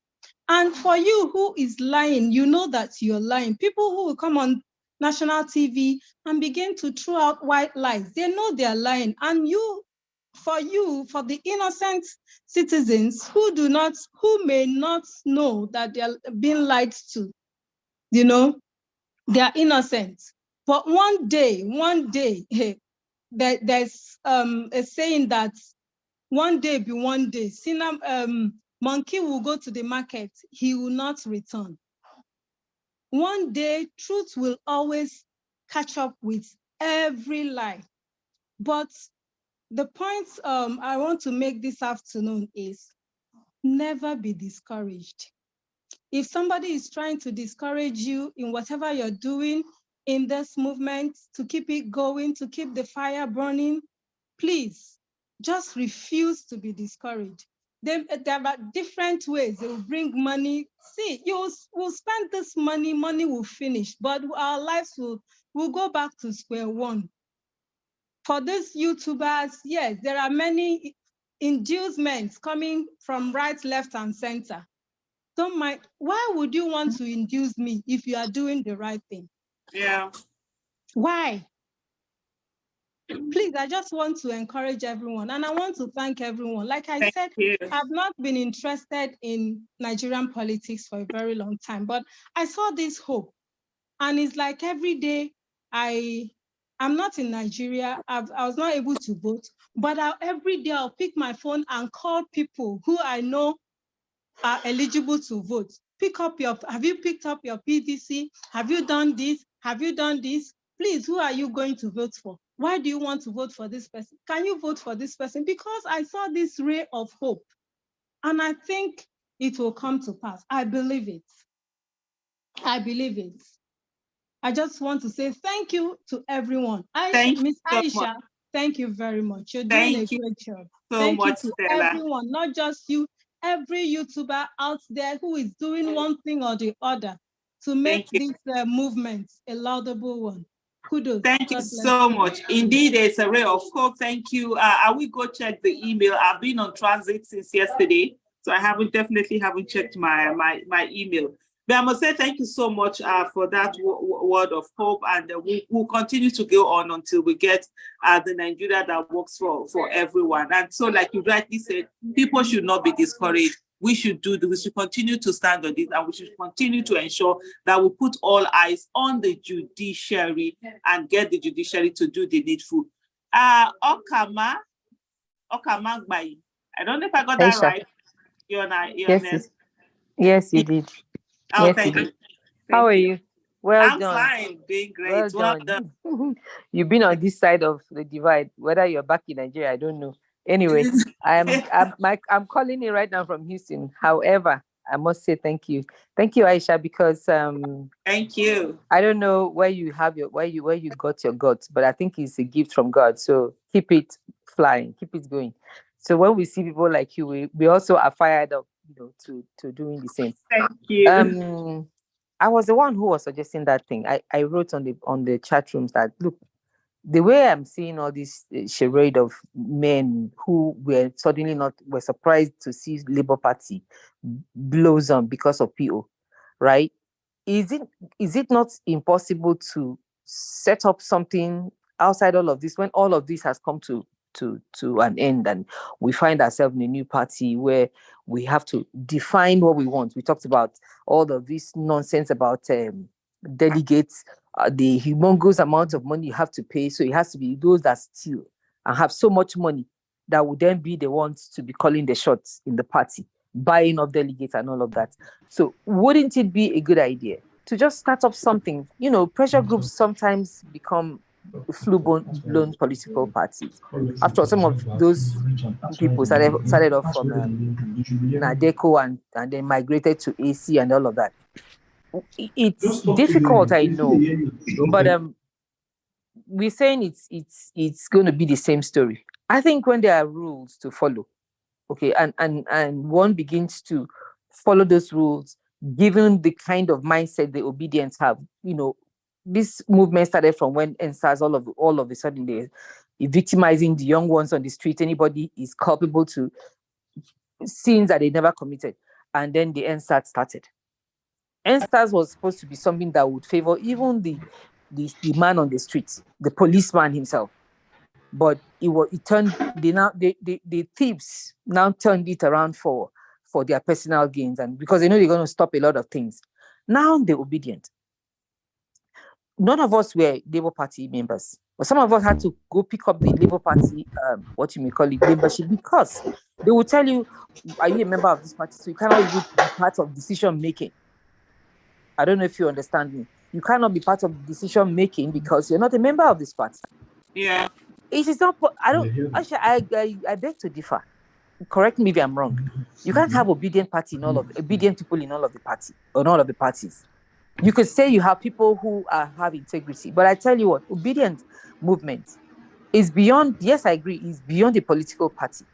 But we cannot function very well if we do not identify with a political party. If we do not identify with someone who, you know, a party that will beg to differ from the rest of the status quo. So if you're saying, okay, let the obedient be in all the party, how are you going to bring out someone?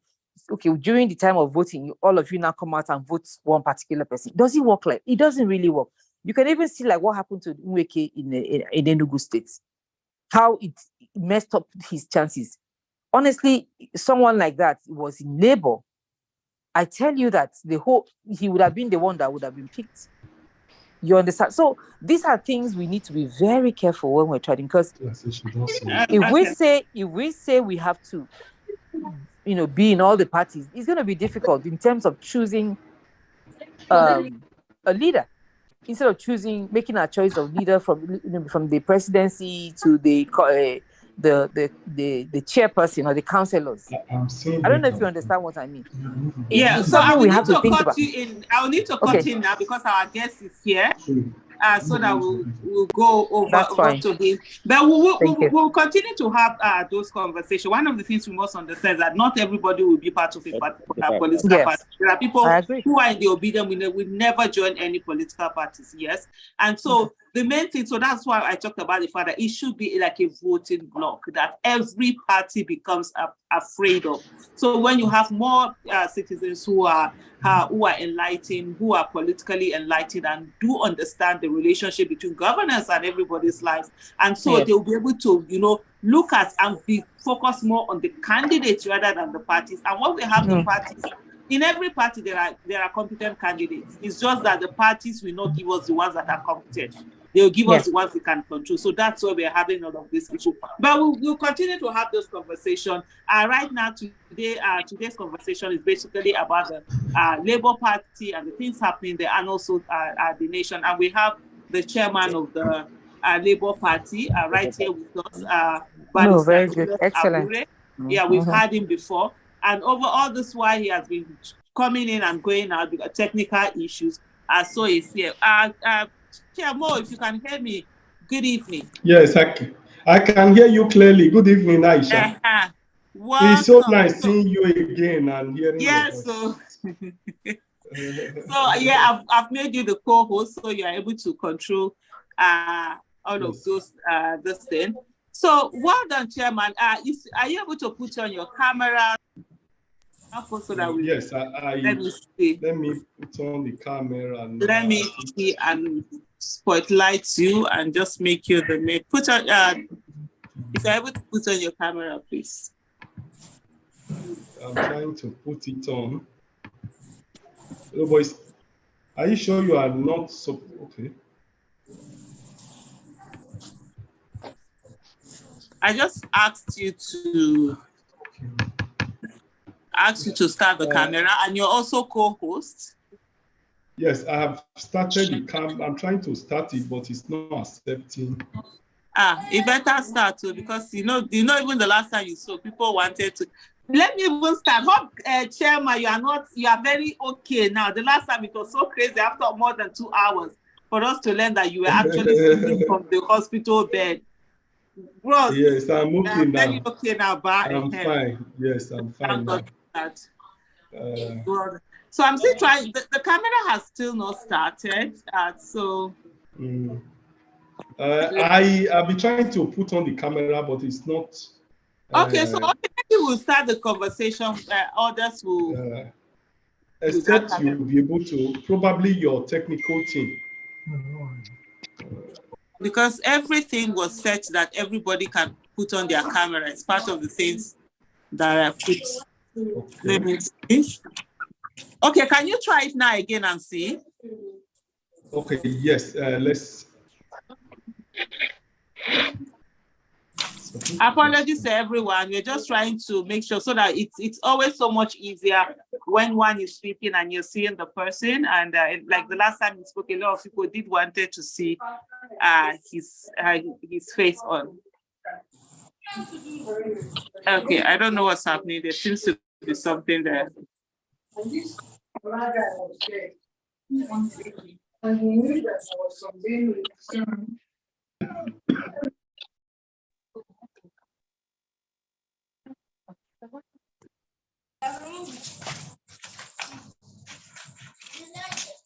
Chairman, can you hear me?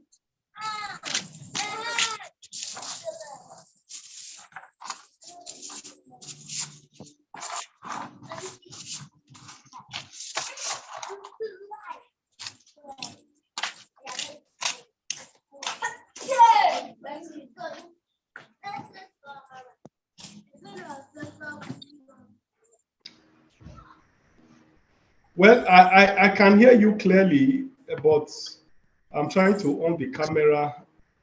I think what will happen, Chairman, let's have you just go ahead. Since we can't have the camera, let that not be the reason why we are not having the conversation that we're supposed to. But in the meantime, I see a lot of people have unmuted themselves, and that's causing it. Let me just mute everyone so that we'll be able to hear you clearly. Yeah, fantastic. Welcome, Chairman. It's a pleasure having you here. And we started the conversation. We did get your message that you were not able to join it at the 2 p.m. that we're supposed to do that. So we started the conversation all before you. And there have been quite a lot of interesting conversations that have been going on. I will just give you the floor to say what's happening, especially with the court ruling that we had yesterday, I think it was, and the way some people just took and were mischievous and giving a lot of misinformation about that. What is that all about? Well, let me start by appreciating Aisha, especially for your commitment to the struggle, to the movement, and your dream for a new Nigeria. I also want to appreciate the obedient movement for their solidarity, for their support, for their commitment for a new Nigeria.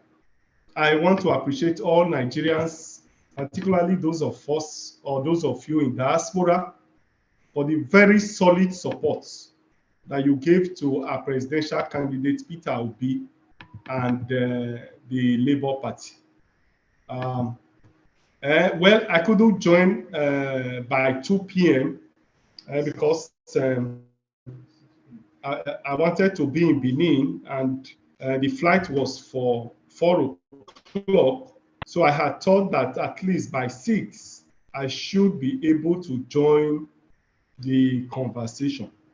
But in Nigeria, nothing is really working. We boarded on time at 4, Just as we were about to get into the runway, the pilot said they had a technical problem. And so we had to go back to the tarmac, where we spent another 2 hours. Wow. We spent 2 hours in the plane before they brought in another plane. And we eventually boarded the other plane at about after 6. So I actually landed around 7 o'clock. So I was just entering my house, and we needed to set up for me to be able to join this conversation. Oh. And this brings us to the point which we are talking about, that the country is not working. Private sector is not working. The government sector is not working. Nothing apparently works in the country. And like we have always maintained, all the challenges that we have in the country is zeroed down to poor and clueless leadership. Leadership that doesn't have what it takes to drive the process of development and change the socioeconomic narratives of the country. And that is where we are, and that's the state of the nation. Nothing has changed. Insecurity have continued to ravage the country. There is hunger. Hunger is increasing. Unemployment is increasing. Everything in Nigeria is at a standstill, and I'm sure you all know of this. And like I said, it's all attributable to poor leadership. And that's where we had hope that with the emergence of Peter Obi as president of Nigeria, we would have been able to work so hard to change the political narratives, economic narratives in the country. That's why I'm sure Nigerians work so hard within and outside the country to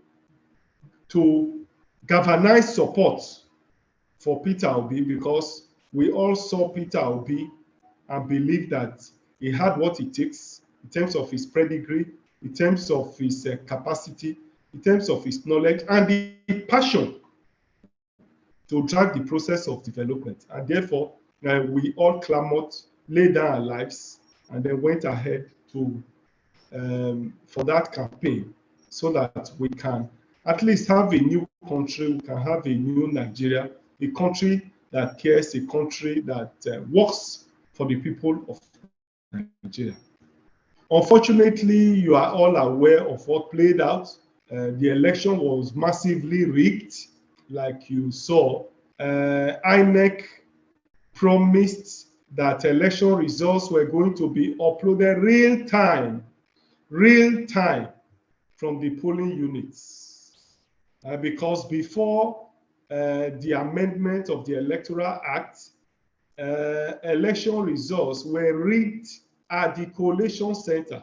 And that was why we all clamored, we all fought, civil society groups, progressive Nigerians, political parties, we all teamed up together to pursue the amendment of the Electoral Act, so that when results are transmitted from the polling units, it will reduce the incidences of rigging of those elections and manipulation of results. And therefore, based on assurances from INEC, we all had an open mind. We believed that the right thing was going to be done. And so we went into that election believing that election will be electronically transmitted from the polling units. At the end of the day, when they saw that Labour Party was winning that election, Peter Obi was winning that election, the server was deliberately shut down, and that gave room for massive manipulation of results. The 2023 general election, I can say without any fear of favor that it has become the worst election ever conducted in the history of Nigeria. The 2023 general election have simply taken us back to the days of Action Group, to the First Republic, and even to the Second Republic, where maiming, killing, election violence was the order of the day in the elections of those days. My parents were in Action Group and in UPN. And so as a child, even though I didn't participate and see the Action Group days, but I was privy to what played out in the 1979 general election and the 1983 general election, where the Unity Party of Nigeria played a major role. My parents were actively involved in that election. So as a young child, I could feel what played out in those elections. In those days, houses of opponents are burnt, there are killings, there are maimings, there is tribal settlements driving the election. People were refused the right to vote if you are not in a particular political party, and so on and so forth. And those were the features that played out in the 2023 general election. And therefore, I can say without any fear of contradiction that the 2023 general election has taken us simply back to the days of the Action Group and the UPN time. And for me, this is most unfortunate, and I think that is not good for our democracy. I strongly believe that if the processes of selecting leadership is not transparent, is not credible, then of course you can never have good leadership that has what it takes to change what we have in the country today. And therefore, that is what we have with the 2023 general election. And that's why we are law-abiding citizens. Peter Obi is a law-abiding citizen. Labour Party too, and his followers are also law-abiding. And that's why we have taken the path of going to court to challenge the declared results of the 2023 general election. At the moment, we're in court, and we have filed all our papers. We have had the pre-hearing section.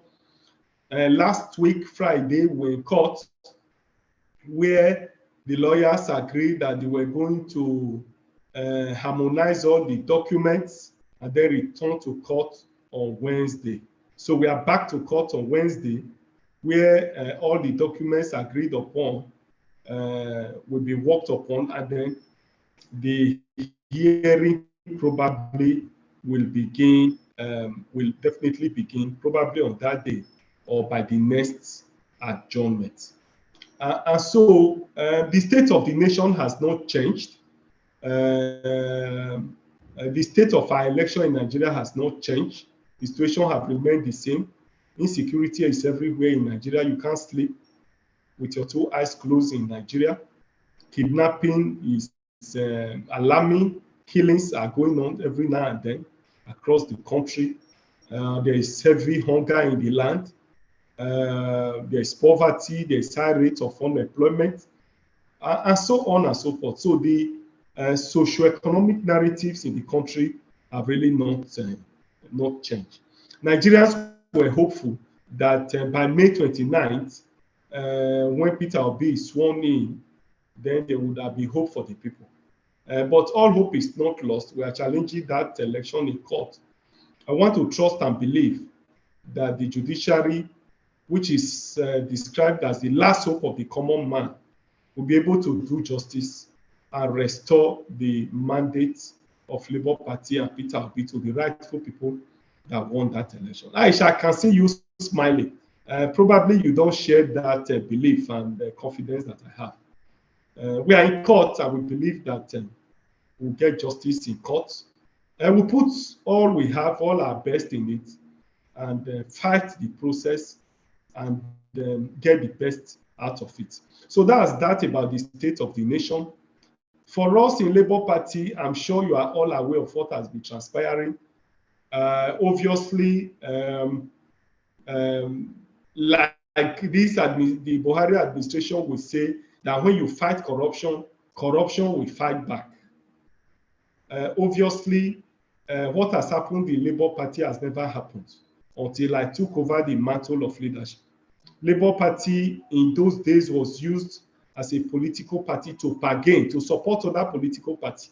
This is the first time in the history of Labour Party and in the country that Labour Party will rise to the occasion to contest the election. Labour Party was used by the past leaders to bargain. It was used as a bargaining tool. It was never to win an election. the leaders of Labour Party in the past simply used it either to support the ruling party and collect money or bargain to collect money. That was what Labour Party was used for.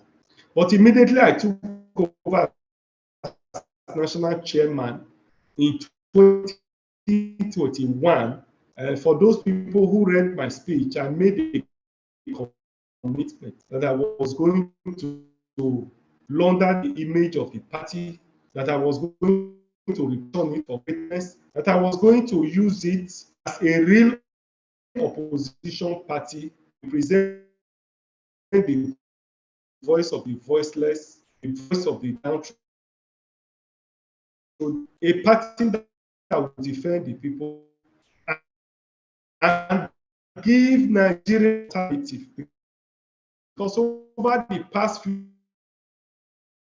years, Nigerians have not had having an alternative political party. I say so because there's no fundamental difference between PE and APC. There was no difference between any political. And so for me, I had this dream and vision to have a solid opposition party that will be an alternative to all others. A political party that people can use as a platform and be able to rise to power and work for the people. Started by laundering the image of the party, I repositioned the party, and it became very attractive to progressive-minded. And I'm sure that was attracted Peter Obi, that seemed to indicate his interest to run under the platform of the party. And I also say, Katiogo, I've given my best, everything I have, my resources, my energy, my life, we put it on the line to ensure the success of the 2023 general election. We campaigned vigorously across the country, which Aisha has to. Aisha was always with us on all of those trips, probably except one, two, that probably she was on another assignment and we always. Even against security advice, when they advised us not to go to Borno, not to go to Adama, against security advice, we still went to, we didn't just go to Borno, we went to places, we flew through Sambisa Forest and took our campaigns to the interior. It was only the Labour Party and its presidential candidate that went to the nooks and crannies of the country. We went to the people, we took our campaigns to the people. And I'm sure that was what resulted in the massive winning that we have. So I took over the party, rebranded it, and in spite of the rigging of that election, PDP won 12 states, Labour Party won 12 states. APC, that is said to win the presidency, won 30 states. It has never happened in the life of Labour Party. This is the first time. And I take the credit for standing in principle very strongly to see that this is done. And today, I want to say categorically that Nigerians have an alternative political party. I want to assure you that for me, so long as I remain as chairman, the Labour Party will remain a progressive party that will be available to every person. I stumbled into your discussion where some people are saying they can never be part of the political party. I appreciate all of that. I appreciate the worries. I appreciate your concern, because political parties have never lived up to their expectations as political parties. And that is where the Labour Party will come in. For those of you who still want to sit on the fence and not join the party, you can continue to sit on the fence. But I want to assure you that within the next few months, by the time you see what you are going to do with the National Assembly, you see quality representation, quality advocacy, standing by the people and remain principled, then of course, I'm sure that a lot of you will have a rethink. Aisha, you are not running away. You will be part of this process. You're already part of it, and you can't go and stay in Washington, D.C. when your country is in trouble. By the time you finish your course, I'm expecting you to come back so that we can all team up together and redeem the country. We cannot run away from the country. It's our fatherland. It is our land. The land belongs to us. The country is our country, and we can't leave the country for those who does not mean well for the country. So we must all come back, team up together under the platform of the party that is available to you, and team up first to struggle for our stolen mandate, recover it, and begin to reposition the country for greatness and effective performance. Like we have always said, the country has what it takes to be a great country. Human resources, natural resources, name them, is available for us to be a great country. But for the fake, poor, clueless, selfish, and self-centered leadership that we've had over the years that have impoverished us and deliberately impoverished the people. And therefore, like I was trying to say, this government came up with the mantra that when you fight corruption, corruption will fight back.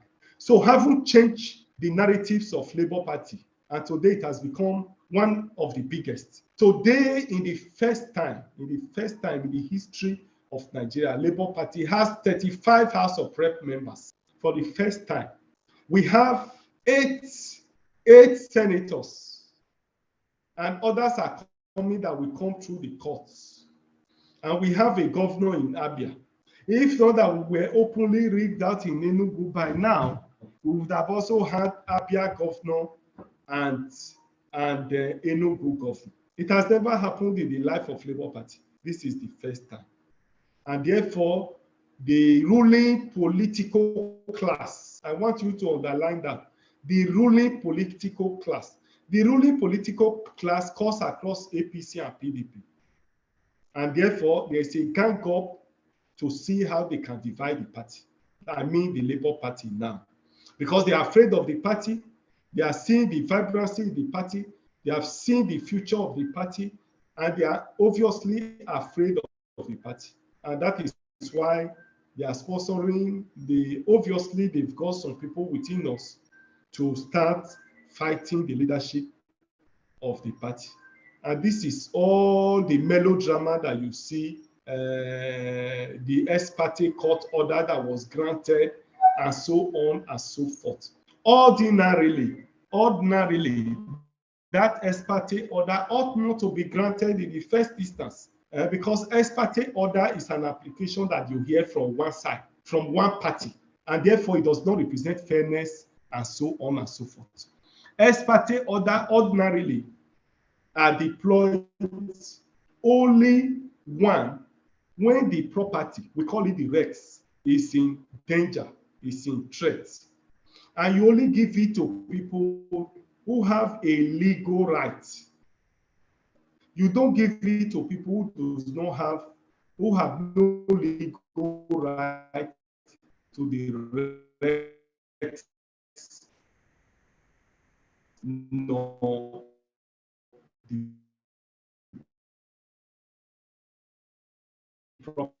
Hello, Chairman. I think your network is lagging.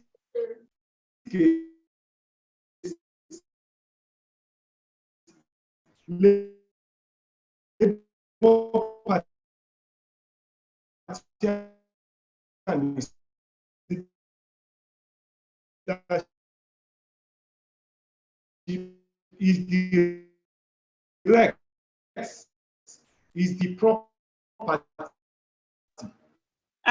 Chairman, can you hear me? We are unable to hear you very well. The time that order was granted was under my leader. Okay.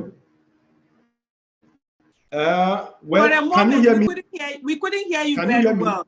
We couldn't hear you very well. I don't know whether clearly. But now I can hear you. Now? You were very perfect earlier, but then something started dragging. Yes, but can you hear me now? Yes, I can hear you now. Yes. So, where did you stop hearing me so that I can rewind? Oh, where you were talking about, you had rebranded the party and the number of members that you've gotten elected, 35 into House of Representatives, 6 into senators, and all of that. And that with all of these successes is the reason why opposition parties are trying to use some people in your party. Yes. Yeah. So, ab initio, I had said that the ex parte order that the other people got was ordinarily not supposed to be granted, because an ex parte order is granted hearing from one person, and in most cases, it does not represent fairness and equity, and therefore, it is not always deployed. It can only be deployed where the property, the Rex, is in serious danger and in serious threat. And it is only granted to those who have legal rights to the Rex, who have legal rights to the property. And in this case, the person who had the legal right, as at that time that order was made, was myself. And therefore, ordinarily, that order ought not to have been granted. An ex parte order is also granted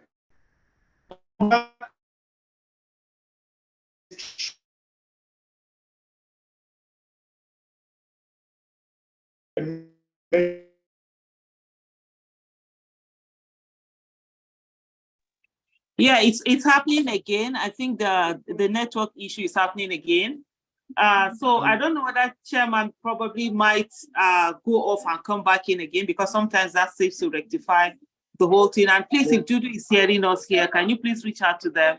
Maybe Chairman needs to drop off and come, because we're hearing him perfectly until a few moments ago when he started acting up.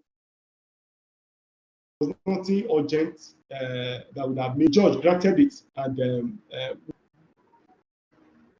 clearly. You seem to break. We hear you clearly, then it goes off, and then we come back again, and then we are not. Okay, go ahead, Chairman. Let's see. Okay. If you can hear me now, then I can. Yes, we can hear you now. I can hear you now. Okay. You know, nothing works in Nigeria, definitely. So probably the network too is having its fair share of the incompetence and a lot of things that doesn't work in the country. And so they had it anyhow. And so what we did was to raise objection to that preliminary, to that the entire process, that it was unlawful and that the court did not have jurisdiction. So that the court didn't have jurisdiction to hear it. It was that ruling that was. Can you still hear me? Yes, so it was that ruling that was taken yesterday, where the court assumed jurisdiction, and these people decided to misinterpret it, misrepresent it deliberately, and said that I have been suspended. And I want to say it clearly here that nobody has suspended me, no court has suspended me. The Constitution the Constitution of Labour Party is clear as to how you can remove a national chairman and also have another national chairman represented. But however, that judgment, the ruling, our papers are ready. We have filed our notice of appeal, and we are going to appeal that judgment. So we are back on stream fully. By Monday, I have assumed all my duties, and continue to do what we need to do for the party. Be in court. I'm sure you'll be following how they are fighting the court cases. I'm sure you are seeing the comments of the other people who said they are Labour Party. Yes. And also we've seen the comments of some of them saying that Tinubu should be sworn in and all of that. Isha, one of the reports that I did read was where Mr. Lamidi Apapa said that the lawyers to the candidate should report to him. And you know, so these are some of the things that, you know, people have been worried about what is the where do the court case rest in? Where was the fate of the petition? No, I think that whatever Papa is saying and that group should not be taken seriously. Should be simply disregarded and treated as a trash. Obviously, they didn't recruit the lawyers, and they are not the leaders of the party. You can see the arrogance. You can see the manner in which they have. Even today, the so-called other group are calling for the arrest of Peter Obi and the others. I'm sure you've not seen that video. Today, it was a trending video today that they did, that Peter Obi and Co. and us should be arrested. So, but that's where we are. I must assure you that there's nothing to be worried about. There's nothing they can do about the court case. We are there. We are in the tribunal. We remain there. I'm always there. I was there last week. I'll be there by Wednesday. If they come to that court on Wednesday, I will meet them fire for fire in the court there. Our lawyers are ready. We have filed all our papers. We are determined to confront this struggle. Of course, we didn't also expect that we'll get to this level without a challenge. But it's unfortunate that the challenge is coming within us. But obviously, it's time for us to separate the wheat from the chaff. Aisha, you know what we went through even with party members in trying to get certain things done. Aisha, you were part of this process. You knew what we even went through, even with party members during the campaign, in terms of candidate, how people were struggling to make money. I and you were struggling to see how we can campaign, put resources together to get things done. You saw how some party members were stealing the money. They were not interested in the victory. And obviously, we must separate the shafts from the wheat. And luckily enough, these ones have separated themselves, and they will be treated as such. So generally, I want to assure you, assure all those that are listening to me, that the court case is on. Nobody can withdraw it. Nobody can do anything to it. We will be in that court live. And I want to assure you that we'll get to Supreme Court on that matter and reclaim our mandate. For the leadership of the party, I'm here. I stand gedegbe, as they put it. I'm here, I'm unmoved. If they challenge us, we challenge them. If they fight us, we fight them. If they go to court, we go to court. If they get court order, we get court order. If they fly in the sea, if they fly in the air, we fly in the air. If they go on the ship, we go on the ship. We are ready to confront them, obviously. So let me assure you that there's no cause for alarm. We are equal to the task, and we are ready. Let me appreciate all of. Thank you so much, Mr. Chairman, on that. And I do totally agree. And that's one of the reasons why we keep talking to people, like when it comes to being part of, being in the party itself. Because one of the things that we've had is that there are a lot of people who are in these parties who actually do not even believe in the nation and the things that can be done. Like when we had... There are people who are there who have no business being there. Yeah, true.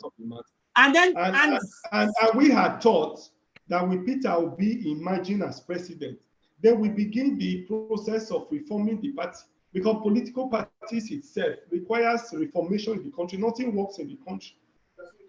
And so that's where we are. We take it from there. So we are expecting, I urge all of you to join the Labour Party. You can't stay outside and be clamoring for change. We all must team up together, be together, and be able to drag this change. So I urge you to be part of the struggle. For those who still feel that they want to tarry a while, you can tarry a while, but I can show you that under my leadership, we are going to do things properly.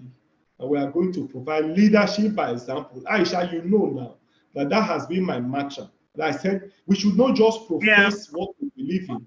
We should live it. We should provide leadership by example. You know, so that's where we are. And you can see that we have seamless primaries in Kogi, in Bayelsa, and even in Imo. So thank you so much, Chairman, for that. I think I'll just to mention to people, if you want to ask questions, please kindly raise up your hand. Let's begin to take in. Okay, I think. Okay. Dudu, can you read out those questions, please, for us? It's quite, because I'm using the phone, it's quite difficult moving it from chat to this thing. Let's have the questions, and also anyone here that wants to ask the question, please kindly raise up your hands. Okay, Okam Magbai has raised up her hand. Dudu, are you able to read that question to us now? Okay, let me see. Oh, Dudu, okay, I might not, let me see what's happening. Yes, you are a co-star now. Go ahead and unmute yourself, please. Okay, good evening, everyone. Cam Kobi Anado on YouTube is asking that Chairman should please comment on the LP Imo Guba candidate. I don't understand. Yeah, but that's not what we're talking about today. How is he commenting on a candidate? Okay, and then that aside, then there's still a number of people asking for the registration links to become members of the Labour Party. Registration link. Yeah, okay, so registration link. Do we have any now they can send in, so we put our some here and also on YouTube? The last time actually we were supposed to get those in, so I'll take responsibility for that. I didn't follow up on that. So Dudu, please, will you help us follow up on Chairman to get the links that people need to do to get for registration? There was also before Chairman came in, Chugoze did talk about the fact that sometimes when people register online, it doesn't get to the word. So there's no how do I put it, linking between the online registration and people at the ward knowing that you are actually members. So that also needs to be worked on. Yeah, so go ahead, Dudu. Any other question? Not at the moment. I'll keep sorting through. Okay, fantastic. Thank you so much. So let me come back to who was it that raised her hand now? Yeah, let me get. Oh, okay, okay.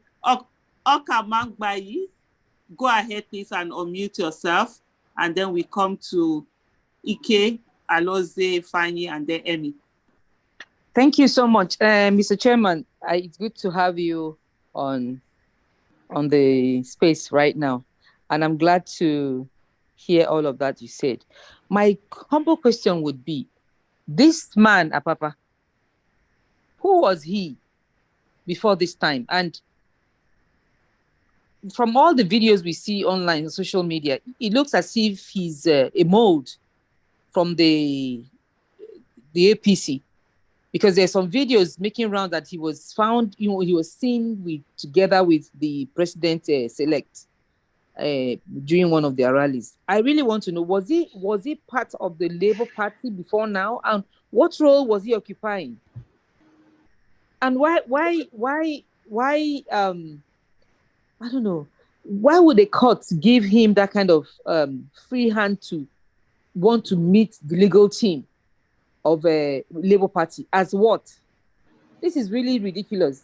So I don't know how you guys are trying to address it, but it's becoming like something like the thorn on the flesh on most people in Nigeria right now, especially some of us who are out here. We want to know if you have a concise way you want to deal with this guy, and he's the so-called Secretary General of the Labour Party. I don't know what that guy is, Dr. Somebody. I don't even want to know his name. Please, is there a clear-cut way of handling those people? Okay, thank you. Is the team, are the lawyers really going to meet with him? Because he's asking for the team of lawyers who are standing in for the Labour Party at the court to meet with him. Thank you. Thank you so much. Let me take more questions before our chairman would answer that. Ike, you are next. Please kindly unmute yourself. Ike, yeah, go ahead. Okay, good evening. Good evening. It's a pleasure being with you on this space. And Aisha. It's a pleasure being with you also. And Mr. Chairman, it's also a pleasure being with you tonight. I'm speaking from Germany. And though I was in Nigeria during the election time, and I saw what happened firsthand. Now, I'm from Imo State, and my question now comes for Imo State. Now we saw what happened in Imo State during the governorship, which there was no governorship election, but House of Assembly election. Now we saw that in Imo State, there was, in fact, to me, I think the results were written in the governor's office.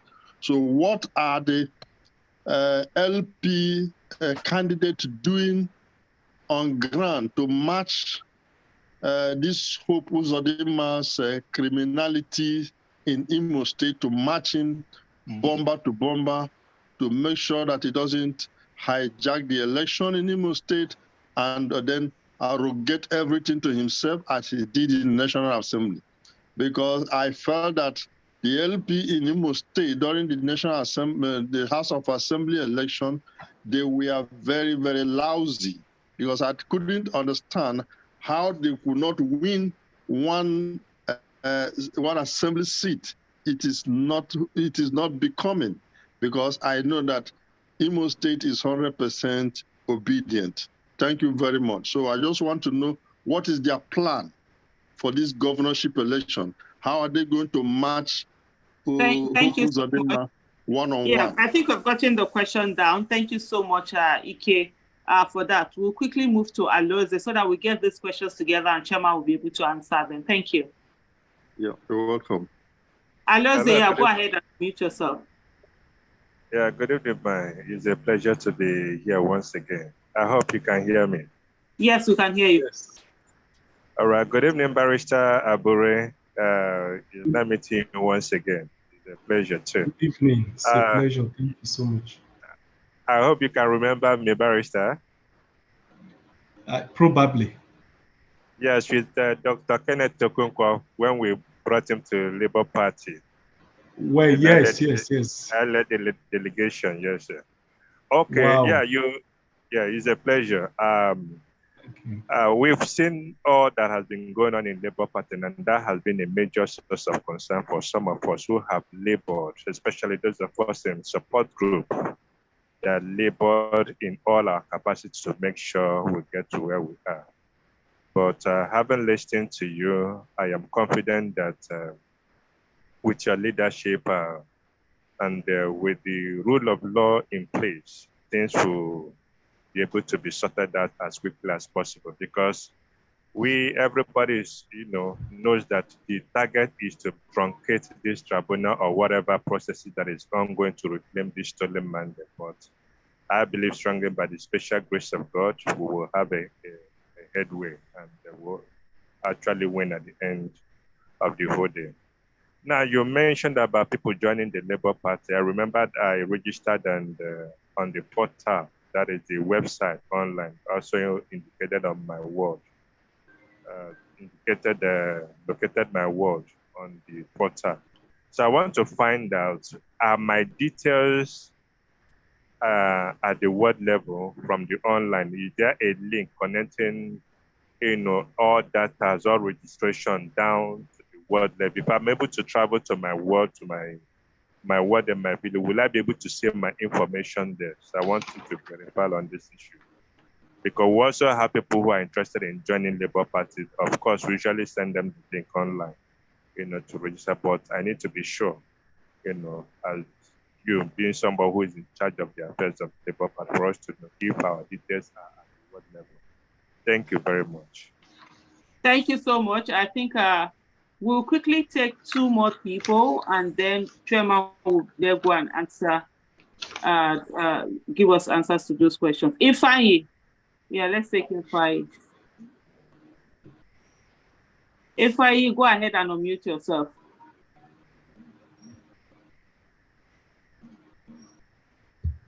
Go ahead, Ifeanyi. Can you hear me? Yeah, we can hear you. If you can put on your camera, please, that will help. It helps us to be able to see.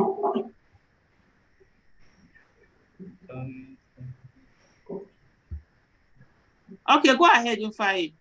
Yeah, Aisha, I really appreciate your work. You're really doing a great work, and posterity will remember you for your effort in bringing the change that is truly needed in Nigeria.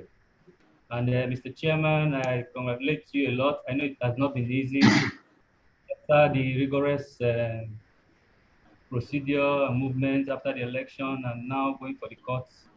And now some Rhodians are coming in, rascals, to distract you from going along with our president to reclaim our mandate. So I know in politics it's always like that. So don't be deterred, don't be discouraged. You know, you need to be strong and fashion out ways how to fumigate these big rats that are coming in to destroy the files in Labour Party. So I want to ask, this Babalawo Apapa, has he ever been the next in command after you in Labour Party? Then if he has been a member of your team in Labour Party, I mean in your ESCOs, where has it been since all this while that the events of activities have been going on in Labour Party that is coming up now to be used to derail and distract our vision of reclaiming our mandate in the courts?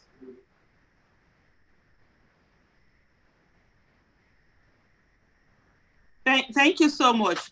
I think there are new hands that have come up now. The other one has dropped off. So I'll call on Chairman to please go ahead. And I'll call on Chairman to please go ahead and answer some of these questions. I have them written if you need me to. I think the last question and the first one, they are almost the same. That is talking about who was Apapa before now, what position did he hold, and where was he all this while? Thank you. Yes, I have all the questions. Well, thank you once more, Aisha. Yes, I would like to start from the registration. You know, that is also linked with part of the comment that was made by the last speaker. Like I said the last time we were here, we have developed an app which we were to share on this platform. We actually wanted to carry out membership revalidation exercise. Were it not for this distraction from these people, that would have been up and running by now. But we'll share the link. Aisha has taken the responsibility that she will liaise with me and ensure that she gets the link so that we can share it. Somebody asked about whether the registration done online is linked to the ward. Yes, all those registrations that you've done in the past is linked to the ward. So they are domiciled in our back end, but whenever we have any activity to carry out at the ward level, we simply update it and send those registers to the ward. So it is at the ward level. Yes, who was Apapa? Yes, Apapa was a member of the party, was one of the deputies. In the constitution of Labour Party, we have 3 deputy chairmen, of which he was one of them. But you know, to precisely answer your question, Awolowo said, for you to know a man or a man's true nature, a man's true character, a man's true behavior, try him with position, try him with woman, or try him with money. If he's a female, if he's a male, or if he's a female, try her with a man, or money and position. And then you see the true character of the person. It's true that Apapa and some of these people were in the executive, but Labour Party was really nothing. Like I said in the past, the party was used by previous leaders to bargain and collect money. Labour Party had never seriously contested the election. This is the first time. So what they are used to It's a situation where they use the party to bargain, collect money in their pockets, and begin to enjoy and support other political parties. So yes, he was part of the ESCO, and this is the first time Labour Party is coming to the limelight. This is the first time we are really contesting the election. This is the first time we'll be all over the place and contesting and playing the role of opposition political party. And so his true character, his true behavior have now come out. And that's why he has offered himself to be used by forces of darkness, the forces that doesn't mean well for the country, to be used to destroy or to attempt to destroy the political party that we are building. Like I said, all sorts of people were in the party, and I said some few minutes ago, that obviously we had thought that if Peter Obi had been declared, by now would have continued after swearing in, even the rebranding and reformation of the party. I've said here on this platform that Aisha knew what we even went through with some party members who were only interested in what they can get in the campaign, not really the vision of the party. So Apapa and his people are in that class. And even among the 12 disciples, you had Judas Iscariot. And therefore, that is the behavior of man, his character of man. Yes, he was in the executive before, but this is the first time the party will be coming to the limelight. This is the first time the party will be playing its role as opposition party.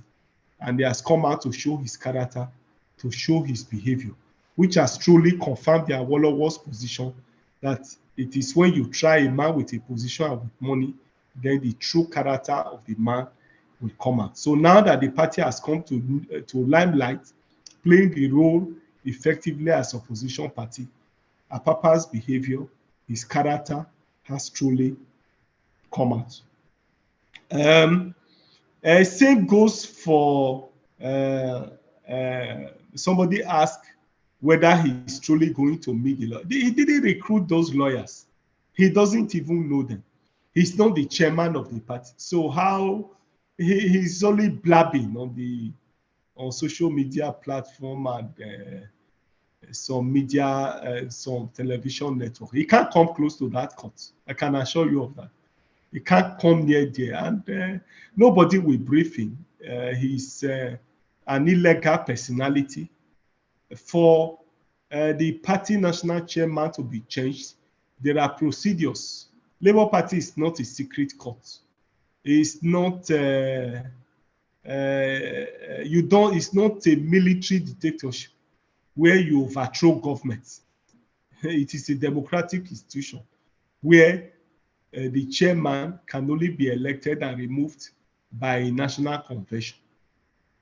You know, so I have made my comments about the court ruling and all of that, and about the need for the and I've said that we have appealed that judgment. Yeah. And we are going to stay proceedings on it and all of that. So I want to say here clearly that don't be worried about it. We are ready to confront them. We are ready to defend the mandate on your behalf that have been given to the party and that have been given to Ross.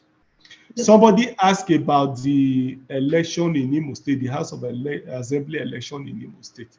He asked a question and he also answered it. There was no election in Imo State. Immediately after the presidential election, where results were not uploaded real time as was promised, a lot of people lost hope and confidence in the electoral process. In the first instance, we had low voters turnout in that election. Apathy took over, and governors across the country, not just Imo State, manipulated the election and rigged the House of Assembly election and governorship elections across the country. You saw what happened in Adamawa, how INEC made a somersault, and because a national electoral commissioner was brutalized by the governor or by government officials in Adamawa State. The same scenario that played out in Adamawa State was also what played out in Enugu State, where Labour Party was clearly winning with over 30,000 votes, and the governor went to his local government and produced from one local government result that upturned the entire results. And from the demographics, from the total number of voters registered in that local government, is not up to 5,000 registered voters who have collected their PVCs. And you got result of over 30,000 votes from that local government to obtain the result of all other local governments. So to put it very clearly, not only in Imo State, even in Edo State, Aisha is aware of this, of how the governor in Edo State here rigged the election, manipulated the House of Assembly results. If our results were written, the governorship election and House of Assembly election, there was no election. It was selection of candidates that was done. INEC and co simply allocated results and appointed people to be governors and in the House of Assembly. So there was no result anywhere that you can say was credible in the House of Assembly election. So it's not only peculiar to Imo State, it's what played out generally across the country. And that is why the 2023 general election, like I've said, have taken us back to the dark ages of our electoral process.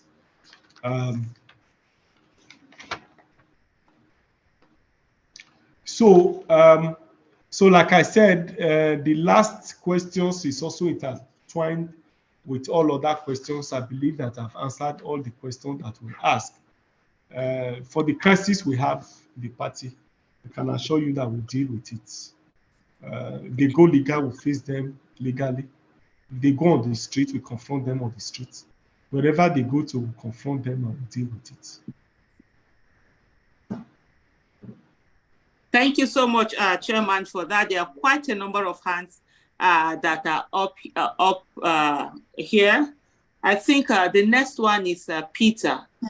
So let me we have Peter, Ikenna. Okay, Emmy Ethos is back again. Emmy. So Peter, kindly go ahead and unmute yourself, please. Let's quickly. So please just keep it short and succinct, direct to the question so that we get as many as we can and before Chairman gets to answer. Thank you. Peter, I'm still waiting for you to unmute yourself.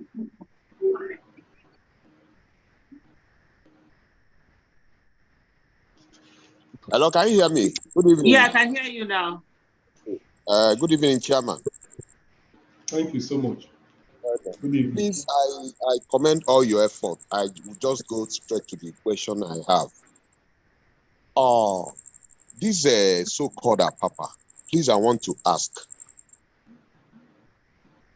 If from what you say here, that he has been the national chair, but all along in the campaign, especially the presidential campaign, that from what you said, everybody saw you people move around the nation.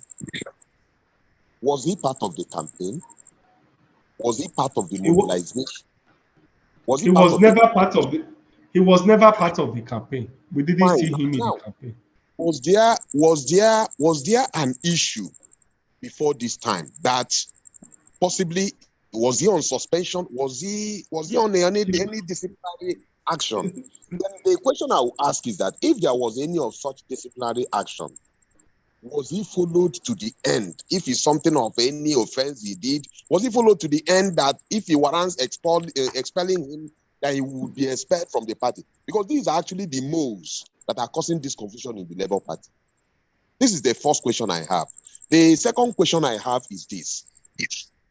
Issue with the allegation for forgery.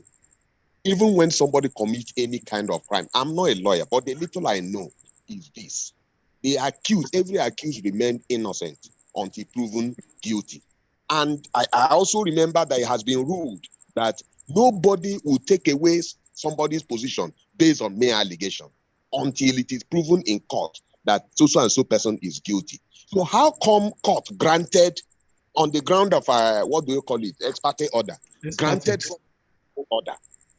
And from all I know, ex parte order doesn't last more than 7 days. How come they are still standing on that ex parte order to continue claiming that you are suspended?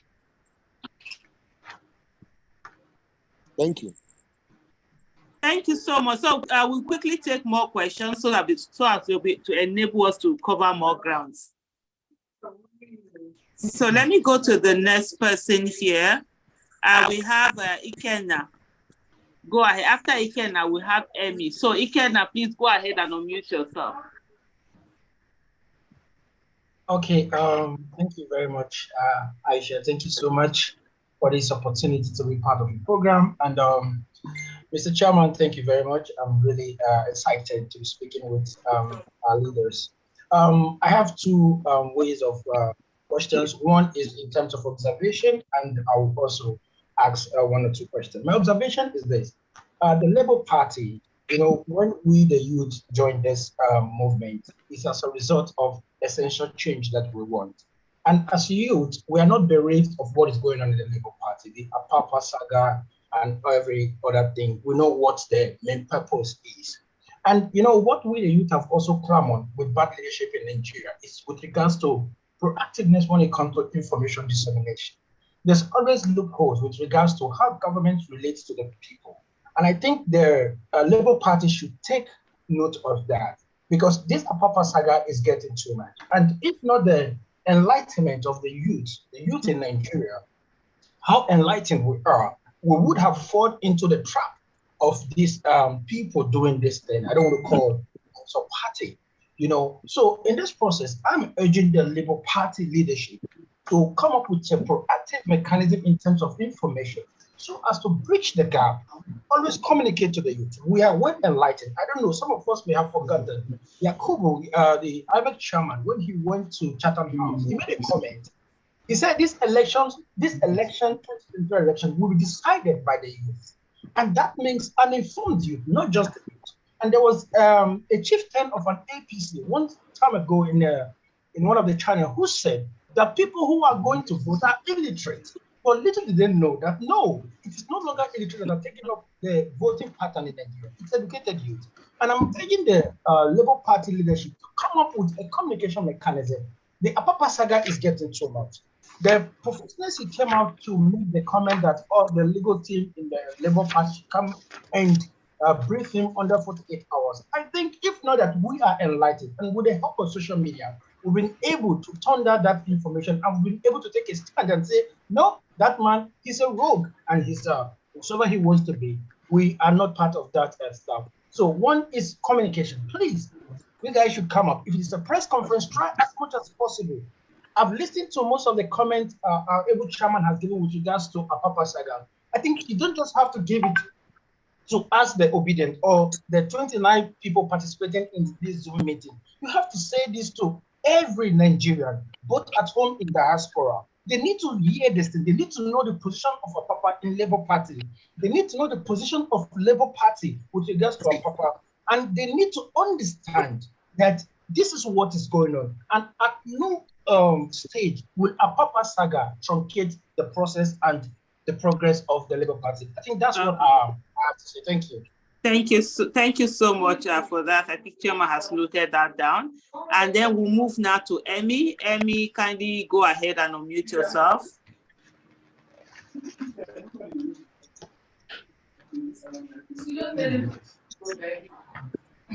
Emmy, go ahead and unmute yourself. Otherwise, Henry, if you are on, go ahead.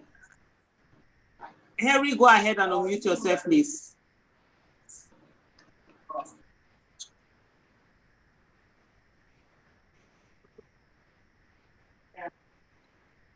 Hello, Henry.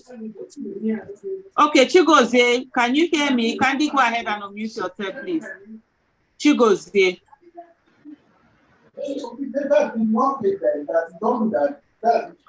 Go ahead and unmute yourself, Chigozie. Yeah, go ahead. All right, thank you. So I think I I missed some part of the conversation, but let me start by appreciating our chairman for all he has been doing and for standing by the party, and for most importantly, standing by our candidates who we freely gave our mandate. So we are right behind you, and we are supporting. We'll keep supporting no matter the process and how it's going to be. We are behind you, and we'll give you all the support.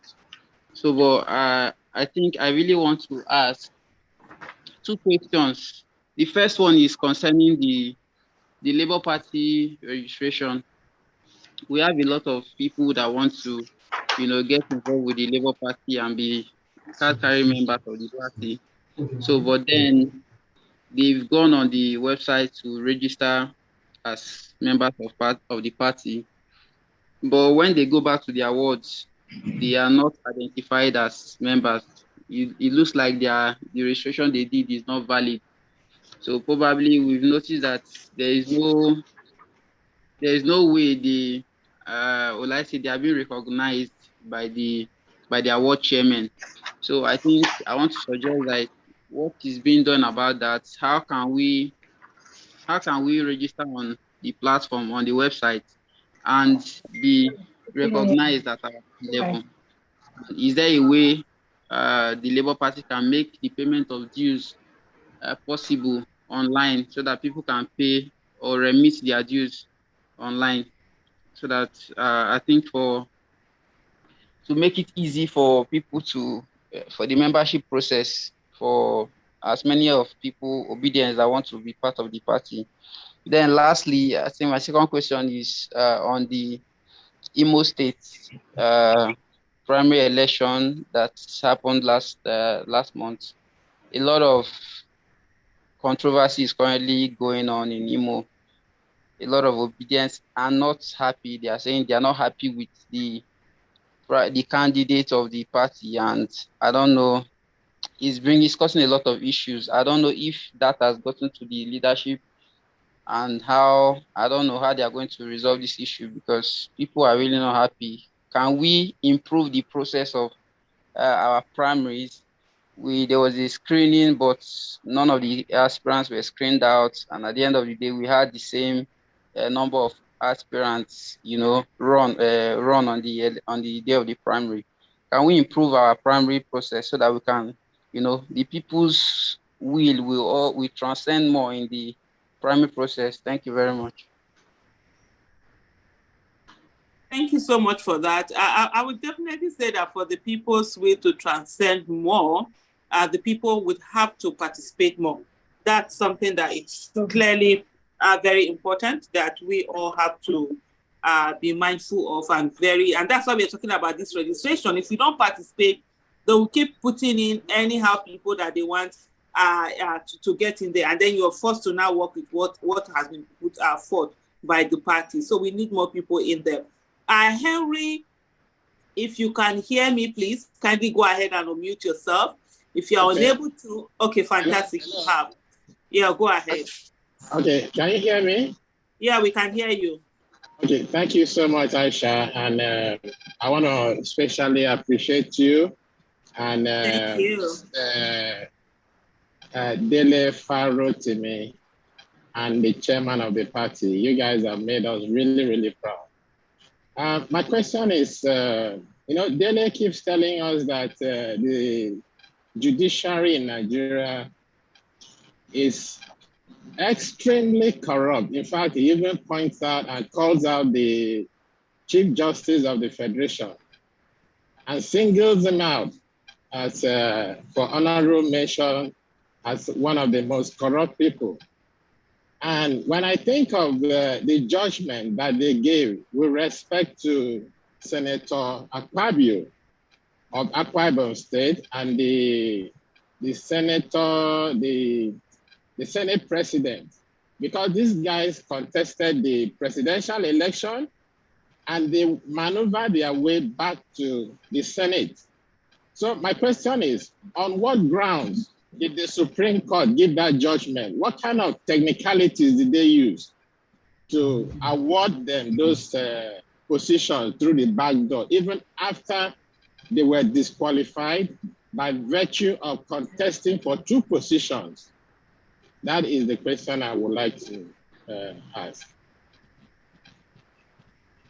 Okay, thank you so much. That question is way out of what we are discussing today, because I'll leave it at discretion of chairman to pick it or not. Having said that, the next person is Afam. Please go ahead and unmute yourself. Is that Afam Annie? Yeah, fantastic. Yes. Go ahead. Aisha, good evening. Thank you so much. I want to especially appreciate you for the wonderful work you are doing. Same appreciation goes to Dele Sarotimi and the chairman of the Labour Party. I have 2 observations. One is on party organization. I would want the chairman, by the time all the shenanigans are over, to pay very close attention to party organization, especially at the ward level. That's where we start getting it wrong in virtually all the parties. I just hope that Labour Party will be different. You have all manner of characters who occupy party ESCO positions. And these are people that, I'm sorry, but I have to be honest. Some of these people are easily compromised by little things that you'll be shocked to hear and know about. So please, sir, I would like you to pay close attention to organization of the party, starting from the ward level to the local government level, to the state level, and then to the national level. Because if you were paying attention to that, you would have seen this native doctor who parades himself. I don't know, I don't even want to mention his name, but you would have seen the handwriting on the wall, and you could have nipped this problem on the board by getting him expelled. He was never, just like maybe you were playing the role of Jesus. Jesus from beginning knew that Judas was not part of the ministry. He was the ministry, but was not part of the ministry. So he left him there to fulfill his mission. Perhaps you left the man there to fulfill his mission, and now he's causing a lot of distractions. Having said that, I want to also bring up the issue of the forthcoming election, off-season election in various states. I think Bayelsa, Kogi, Imo, and one other state. Please, we need more. We need better preparations. How do I mean? Let us not be carried away by assurances from INEC. What happened in the last election was that INEC sold us a dummy. Oh, this election will be credible, it will be fair, it will be transparent. And we all believed it. And we went to sleep, hoping that INEC will do what it promised. If we had started agitating, show us how this election was going to be fair, free, and transparent, perhaps we would have pushed them to the wall and would have seen where they were heading to. And what happened at the presidential election was that they succeeded in manipulating it, and that jolted all the dramatics personnel, PDP, APC, every other person that had believed that the election was going to be free and credible, woke up from their slumber, and the rest is history. So please, I still want you, let all of us get ready for this off-season election and not be carried away by any assurances and promises by INEC. Let us just assume that it is going to be business as usual and prepare for the rainy day before the rain comes. Thank you very much. Thank you so much. These are the last set of questions that we're taking, and we have 2 more people to go. Let me see. We have the next person is Osita. Osita, please go ahead. Then we have Ike.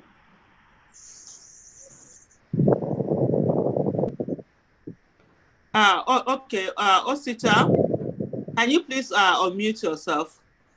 You should be able to unmute yourself now. Yeah, Osita. Can you hear me? Yeah, we can hear you. Thank you. All right. Thank you so much for giving me this opportunity to speak. I'll be very, very brief because I see you're rushing with time. The first thing I want to say is, Aisha, you are making me proud. In fact, I owe you a lot for what Thank you. Honestly, I'm so proud of you. Yesterday, I was talking to my daughter about what you represent and how people should be courageous to be a citizen in a country. And I also want to thank the chairman, Abure, for standing the ground, for every sacrifice you guys are making in support of this movement. You are carrying our cause, and may God bless all of you. Having said that, and without wasting your time, I only discovered that you, Aisha, have this channel yesterday when I watched one of your YouTube channels, where you were the one that you were thanking one Chigozie that went to the north during the campaign. And so that was how when I discovered your channel, that you go like every Saturday. My question is, what exact time do you hold this event so that someone can be prompt and participate? My second question is, for people like us who live in diaspora, I'm speaking from UK. I've been looking for opportunity, a trusted opportunity to participate and lend my weight, however little it is, to the movement, to Labour Party, to true citizens like yourself, who are putting in effort every day. Is there a kind of a trusted platform by which you guys are reaching out for support to guys in diaspora? I would like to know that, please. And those are my two questions. Thank you so much, and may God continue to bless you. Thank you so much. While I call on the next person, this program comes up 6 p.m. Nigerian time every Saturday. And next week we'll be having Barrister Kenneth Okonkwo will be our guest, joining us, where we'll have this conversation and more. So the next, I see someone who said he has been raising up his hand, says, Ike, you're the one next. And there is that Allah, we have, oh no, now we have too many hands. Ike, you're the one next. We'll need to quickly, go ahead, thank you. Ike. Thank you. I always go straight to the point because of time factor. First of all, but this time Mr. Chairman, please, I so much appreciate the job you are doing, and I'm one of those who put up in my write-ups that you are the one who moved Labour Party from grace to grass, and you are a visionary leader, and you transformed the party. And one thing I saw in you is that you are not selfish, but you give opportunities to people who could promote the party. And God bless you, sir. Now, you made mention about the legislators, what they are going to do, all the elected leaders now, what they are going under Labour Party, what they are going to do, how they are going to administer, and the type of bills that they will bring up. Sir, I also want to ask a question. And this question also goes to Aisha too. I want you to also to help us in participating in this, because electing leaders like we that are living at the diaspora, we have been used to watching the politics of these areas. Now, elected leaders, that is also what I preach when I went to Nigeria. I was telling some people, I said, one of the problems we have is this. We elect leaders, they come into office, and we are disconnected with them. But for me, I pray that Labour Party does not do that, because the elected leaders need to connect with the people who elected them by organizing town hall meetings regularly, coming to tell the people what they have done, what they are doing, what they promise, the promises they gave before they were elected. So what is the plan of continue engaging the electorates in the constituencies of every Labour Party elected officer?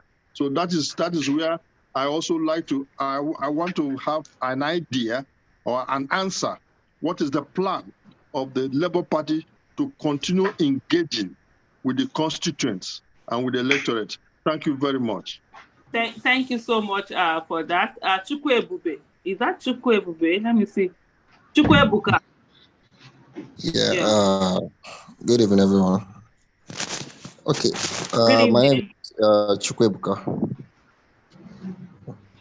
So my own is not it's not really a question, but kind of a bit of observation, because about the Papa stuff that has been going around, I kind of noticed that is the media that's actually giving him the boost. You know, that's actually giving him that voice to kind of distract the whole people. And I noticed again that there's kind of a whole lot of fake news and fake media flying around, especially on Twitter. And I don't know if Labour Party can actually do something about it to kind of respond quickly to some things, to counter most of the fake news that keeps spreading around. Thank you so much on that. And the final person we'll be taking today will be Uche. Please just to say to everyone, when we have this thing, it's not your own hand, physical hand that you raise. It's on the Zoom that you raise the hand. Otherwise, you don't get to see your hand. Go ahead, Uche. Yeah, Atasha, I hope it's my own Uche. Yeah, it's your own. Okay. Yeah. Hi, everybody. Okay, so Mr. Bure, I'm truly not given to we've had a lot of incidences that have required that we are more strategic in our thinking. So I'm just going to keep this short. I'm not given to all our proverbs or whatever about Judas and all these things. I didn't catch it from the beginning because I've been meaning to throw this question out if I have the opportunity. Sorry, please. If I have the opportunity. My question is, with everything I've heard about their Papa guy and all that on radio, and it seems like they have a legit claim. And I think you alluded to it just while I joined, that, he was in the party. I heard he was deputy chairman too. And for some reason, you became chairman.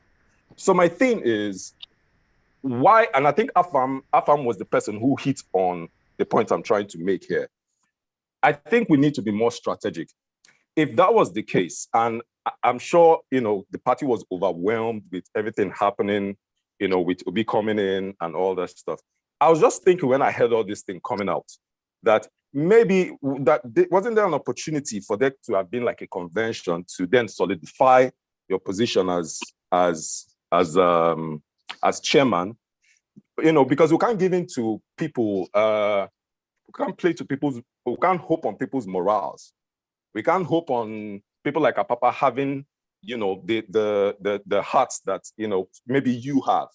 So these things will crop up. So in my head, I'm thinking leadership is about proactive thinking.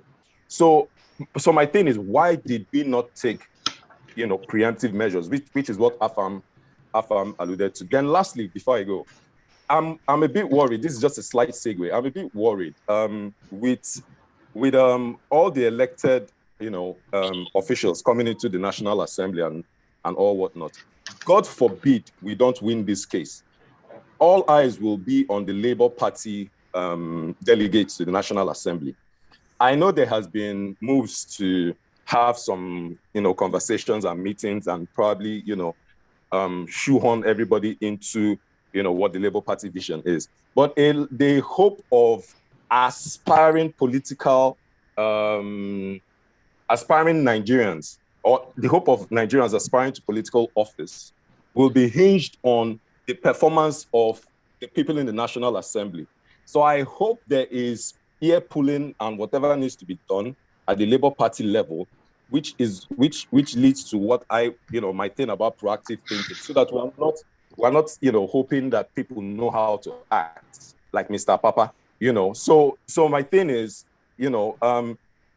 let's try and be a little bit more proactive with the things that we do. And that's just how it hits me from the outside looking in. Thank you very much, Auntie Aisha. And hi, Uncle Dele. Hi. Dele, is he here? I don't know, but I heard him mention the few okay, they are talking from the last week. He was our guest previous week. So thank you so much. I'll send that hi to him. I think that's the last of our questions. Mr. Chairman, you've heard all of those questions and everything. If you could kindly go ahead, and you have the floor. Well, let me thank you again, Aisha. Thank everybody on the house. Yes, Peter talked about who is this Apapa? Where was he during the campaign? Why was he not suspended? And so on and so forth. Yes, I said initially that Awolowo said it is when you try somebody with a position, that is when you can truly tell the character of the person and all of that. And I alluded to the fact that it is now the Labour Party has come to the limelight and become one of the strongest opposition party that you are really seeing the character of our officers. Apapa wasn't part of the campaign, though he was deputy chairman. He didn't actively participate in Chairman, sorry, let me just come in here. Let me just jump in a little bit. So when you say he wasn't part of the campaign, was that because the party made him not to be part of the campaign, or was that a personal choice he made not to be? And I think I am so glad somebody raised that question, because that's one of the things I kept saying. I traveled around the country with Peter Obi on the campaign, and there were a lot of even though I'm not a Labour Party member, but I did meet quite a number of people, and I never saw this person. So was it a personal choice of his? He wasn't there, or was it the party that stopped him from being there? No, we could not have stopped him. You know, we had a schedule initially, scheduling people to join in the campaign. I mean, you were part of the campaign, and you saw a lot of people who participated in that campaign. There was no serious interest on his part to participate in those campaigns. That was the truth of the matter. If he had wanted to join those campaigns, probably we may not have been able to feature him all the way, but he would have featured in some of those campaigns. And so probably he had what he's doing now in mind. Probably that was why he didn't actively participate in those campaigns. He equally talked about the fact that we didn't suspend him before now, that would have taken a lot of steps. Well, he didn't behave in such a way that will make us really suspect that that would have made us to suspend him, because you can't just suspend people on mere suspicion. They must have carried out one activity or the other before you can proceed against them. And so this character, he didn't openly display it to this extent, and then so that was why we couldn't really proceed against Apapa. So that's that about Apapa, but we are just seeing the character now. We are seeing his characteristics, and that's why we have come out openly to really deal with it. It's unfortunate that it's coming this way, but that is the behavior of man. Like I said earlier, even among the 12 disciples, Judas Iscariot was there. Among those people that saw Jesus Christ, one of them still betrayed him. Macbeth also said, the mind's construction cannot be seen on the face. And therefore, there is no way we would have known that our Papa would behave in this manner. But we've seen the behavior, and now that he has behaved in this way, we will obviously deal with it. And I can assure you that we are dealing with it. And we have dealt with it, and will continue to deal with it. The second person who spoke talked about the allegation of forgery about the ex parte application, all his thoughts are in line. All his assertions are correct. If there's an allegation of forgery, police will investigate and prosecute. And it is only when somebody is found guilty that you can truly say that the person is guilty of those offenses. Nothing of such has been done in respect of this case. They just fabricated some stories, went to court, and the court granted an ex parte motion. You rightly articulated the position of the law the way it is. You claim that you are not a lawyer, but from the way you spoke as if you are even one of us. So your position is correct. An ex parte order, like I said before, ought to be used as a shield, not as a sword. It is only available to those who have legal right to the rex. It is only deployed in extreme emergency. There was nothing urgent about this one. If there's any person who would have been protected by ex parte order, I should be the one, because I'm the one that has the legal right to the leadership of the party. But that is what we find all over the place, all sorts of judgments, all sorts of orders, and it's an issue that is emanating from the judiciary that I think that we need to interrogate, because those in the judiciary are also part and parcel of the Nigerian society. And therefore, when we talk about reform of the system, reformation of Nigeria, rebuilding Nigeria, and having a new Nigeria of our dream, of our choice, judiciary obviously is one institution that we obviously need to reform. That is all I can say about that and so on and so forth about it. Ikena talked about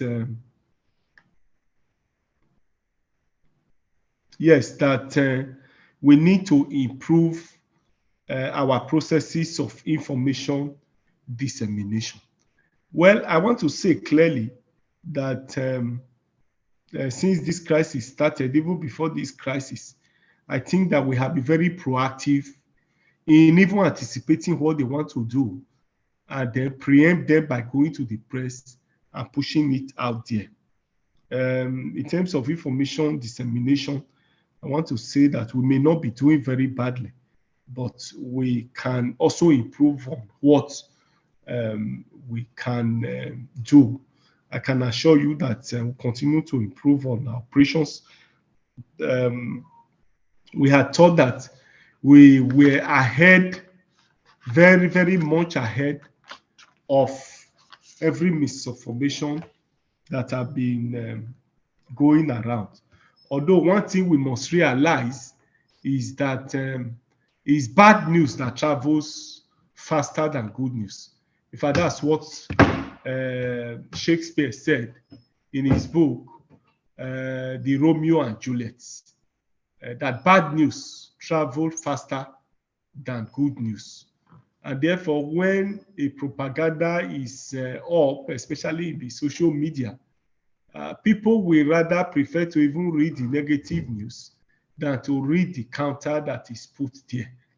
But I can assure you that where we need to work harder, we'll be able to rise to the occasion and then deal with it. Yes, this issue of membership registration has been a reoccurring decimal. I think I will strongly liaise with Aisha. I will equally follow up with Aisha to see how we can get this sorted out and give it to our people so that online registration, online payment of dues, and all other things will be decisively dealt with. Somebody talked about people not happy with what has happened in Imo and so on and so forth. Well, like I said, we want to leave and provide leadership by example. We have quarreled with political parties, especially APC and PDP, that the reason they have crisis is because they don't have internal party democracy. And as a party that is engaging other parties on this, we cannot be seen to be doing less. And that was why our Imo election was open, was transparent, and the winner emerged from that party primaries. So we want to appeal to all our supporters to support him, to be with him. And when the time comes for campaign, I'm sure he will be all over the place and let you know his program and his vision for the people of Imo State. Improving primary processes. Yes, like Aisha said, we must all get ourselves involved in party participation. It is only when you participate, it is only when you get involved, it's only when you are proactive and you are part and parcel of the process that you can have a seamless process. If you continue to stay away without participation, obviously the people available who are participating will be the ones that will be recycled. So whatever may be the imperfection that we have now is what we need to deal with, pending when we will have other people join and participate effectively. Well, somebody talked about the judiciary, how Akpabio, how Ahmed Lawal, and all of them emerge. Well, that is the situation we find ourselves. Like I said earlier, judiciary is one of the institutions that no doubt needs reforms. In my responses to some of the questions here that has to do with the grant of expertise application and all whatnot, I've alluded to that fact that even the judiciary will need a lot of reformation. So that is the situation. It's unfortunate that the judiciary has done it this way, but like I said, it's a process that we need to continue to interrogate. And I'm sure that as we move on with our democracy, we may be able to get it right. Ani Akam talked about a party organization, drawing my attention to activities at the world level and so on and so on. I agree with you perfectly that politics is local. Politics is actually played at the world level. And therefore, I have taken the advice, look at it closely, and then see how we can improve the quality of membership that we have at the world level. But if every one of us go and register and participate, obviously, it will increase the quality of leadership that we have at the state level. Yes, he equally made the point of having that we should pay attention on our off-season election, and that it appears that after general election, people go to sleep. He also alluded to the fact that it appears we didn't do much as it relates to defending our presidential election results. Well, recall that this in Edo, Ondo, Osun, Ekiti, elections were electronically transmitted in those elections. And therefore, when there was the strong promise and commitment that elections would be transmitted real time from the polling unit, we didn't have any reason to doubt that it would not be uploaded. And so that was what played out as per the 2023 general election. But I believe that we have all learned our lessons. I believe that you too have learned your lessons. And somebody said it clearly on this platform that in all other elections, we should endeavor to be ready and that we should not take anybody for granted. Yes, somebody equally talked about opportunity to participate. He lives in UK and wants to know how he can participate in the activities of the party. Yes, we have a strong UK branch in UK, a very strong and vibrant branch that has been doing so well and contributing immensely to the growth and development of the party. So you can join the UK branch. You can also join us here and register here through the website, and then enjoy your participation in the party. So I suppose since you are UK, I would strongly advise that you join the UK branch and then participate in Labour Party activities there. And when you come to Nigeria, the opportunity will be available for you to participate. Chairman, someone is asking, what about US? Is there a strong Labour Party? Yes. Branch Yes, there's a very strong branch too in US. It's led by Professor Dr. Oparaji. Hello? Oh, okay, thank you. Thank you. Hello? Hello, I'm hearing you. I said thank you. So in we US, can't get all of those details. it is led by hello? Hello, I can hear you.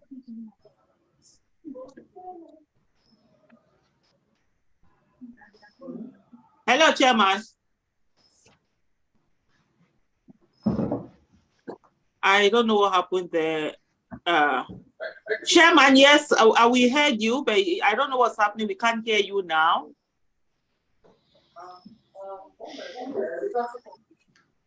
Hello, Chairman, can you hear me?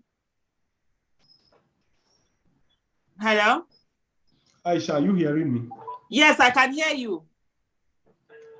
Are you still hearing me? Oh, gosh. Yes, I can hear you, Chairman. I can hear Chairman, but obviously he can't hear me. I don't know what's...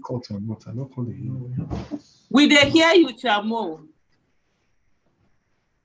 We they hear you. Yeah, Chairman, we're hearing you. Hello, I can hear you now.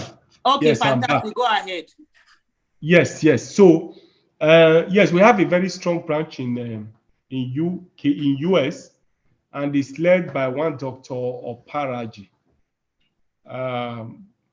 It's doing very well. I'll be supporting the party, and the branch in US is very, very vibrant. Yes, somebody talked about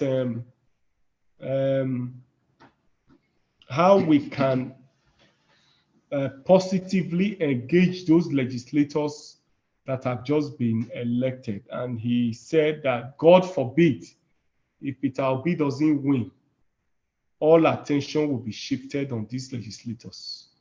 I want to say clearly that attention are already on them. And so what we have done at the party level is to constantly engage them. We have had series of meetings with them. We have continued to tell them that they rode on the back of the people to get this position, and that therefore their actions in the National Assembly must reflect the wishes and aspirations of the people. So we will continue to engage them. We won't give them any breathing space. We'll continue to engage them to see that they do the right thing for which they were elected, because they are going to actually be the mirror by which Labour Party will be assessed. Labour Party will be mirrored by their activities, and therefore they must rise to the occasion and live above board. And so we have constantly engaged them. We'll continue to engage them. For instance, on the 25th of this month, we are going to have a retreat where all of them will be present, including the governor-elect, and we'll be able to make them understand their roles as legislators and as Labour Party legislators. We'll constantly do that. We constantly mobilize the people and ensure that they are on the path of the people. By the grace of God, we will not allow them to derail. Like Aisha said, if Peter Obi wins, it will help the people to hold him accountable to, will help the people to hold Peter Obi accountable to the people. I remember in some of your campaigns, in those campaigns, you said so. So we hope to make these ones accountable to the people, remain focused, and stand by the people. Having said this, somebody talked about responding quickly in the social media, that most of what is there is fake news. Yes, I agree. A lot of fake news find their way to the social media space. But you know, the social media space is really not what you can control. But I can assure you that we'll continue to do our best. As soon as some of these news emanate, by the grace of God, we'll rise to the occasion and correct them and deal with them. Uche talked about the need for us to be more strategic. Like I said earlier, the mines construction cannot be seen in the face. I also have said that even Jesus Christ, among the 12 disciples of Jesus, one of them still betrayed him. So at times you may not be able to know the mind of men until they display their character. Papa, we never knew he would behave this way, but he has behaved this way, and we are dealing with it, and we'll definitely treat it. So I think I have covered the field. I think I've answered all the questions that emanates from this discussion. Absolutely. Chairman, thank you so much for answering all of these questions. It's always such a pleasure to have you, and you make things so easy. Most times I have to keep writing questions as people are asking, but with you, I know that you normally have all the questions written down and you take them on. It's been a pleasure having you. It's after 10 p.m. in Nigeria, and of course, and you just came in from a journey that was delayed, which was the reason why we couldn't do this program at the time we were supposed to do it. So we were, like I said to everyone, those were the last set of questions that we're taking. For anyone who has a question to answer, to ask, apologies, we cannot take them right now. Hopefully next week, by the grace of God, 6 p.m. Nigerian time, when we have another edition of Live with Aisha, we will be able to have your questions answered. And of course, it's a lawyer that is coming in again next week, and a member of the Labour Party, a spokesperson of our president-elect, Mr. Peter Obi, and also a lawyer, part of his legal team. So Barrister Kenneth Okonkwo will be with us live with Aisha next week at 6 p.m. Nigerian time. Thank you so much, Chairman, for being here. And I think we've all heard what he has said. And one of the things that we have to take away from this is that we need participation of people inside political parties. If we want the political parties to win, it's not just about going into to start a new one or staying away. It's by getting into them and actually getting them to change from within. It's easier to change the constitution of a party than it is to change the constitution of a nation. We saw what 10 months participation in the political space and political activities in the electoral process. We saw what that 10 months did. And imagine what it is if you're able to put in 2 years, a decade, 2 decades, 3 decades, you would surely be able to do so much more. For those of you who are looking at the fact that, oh, why wasn't Mr. Lamidi Apapa detected? Why wasn't he expelled?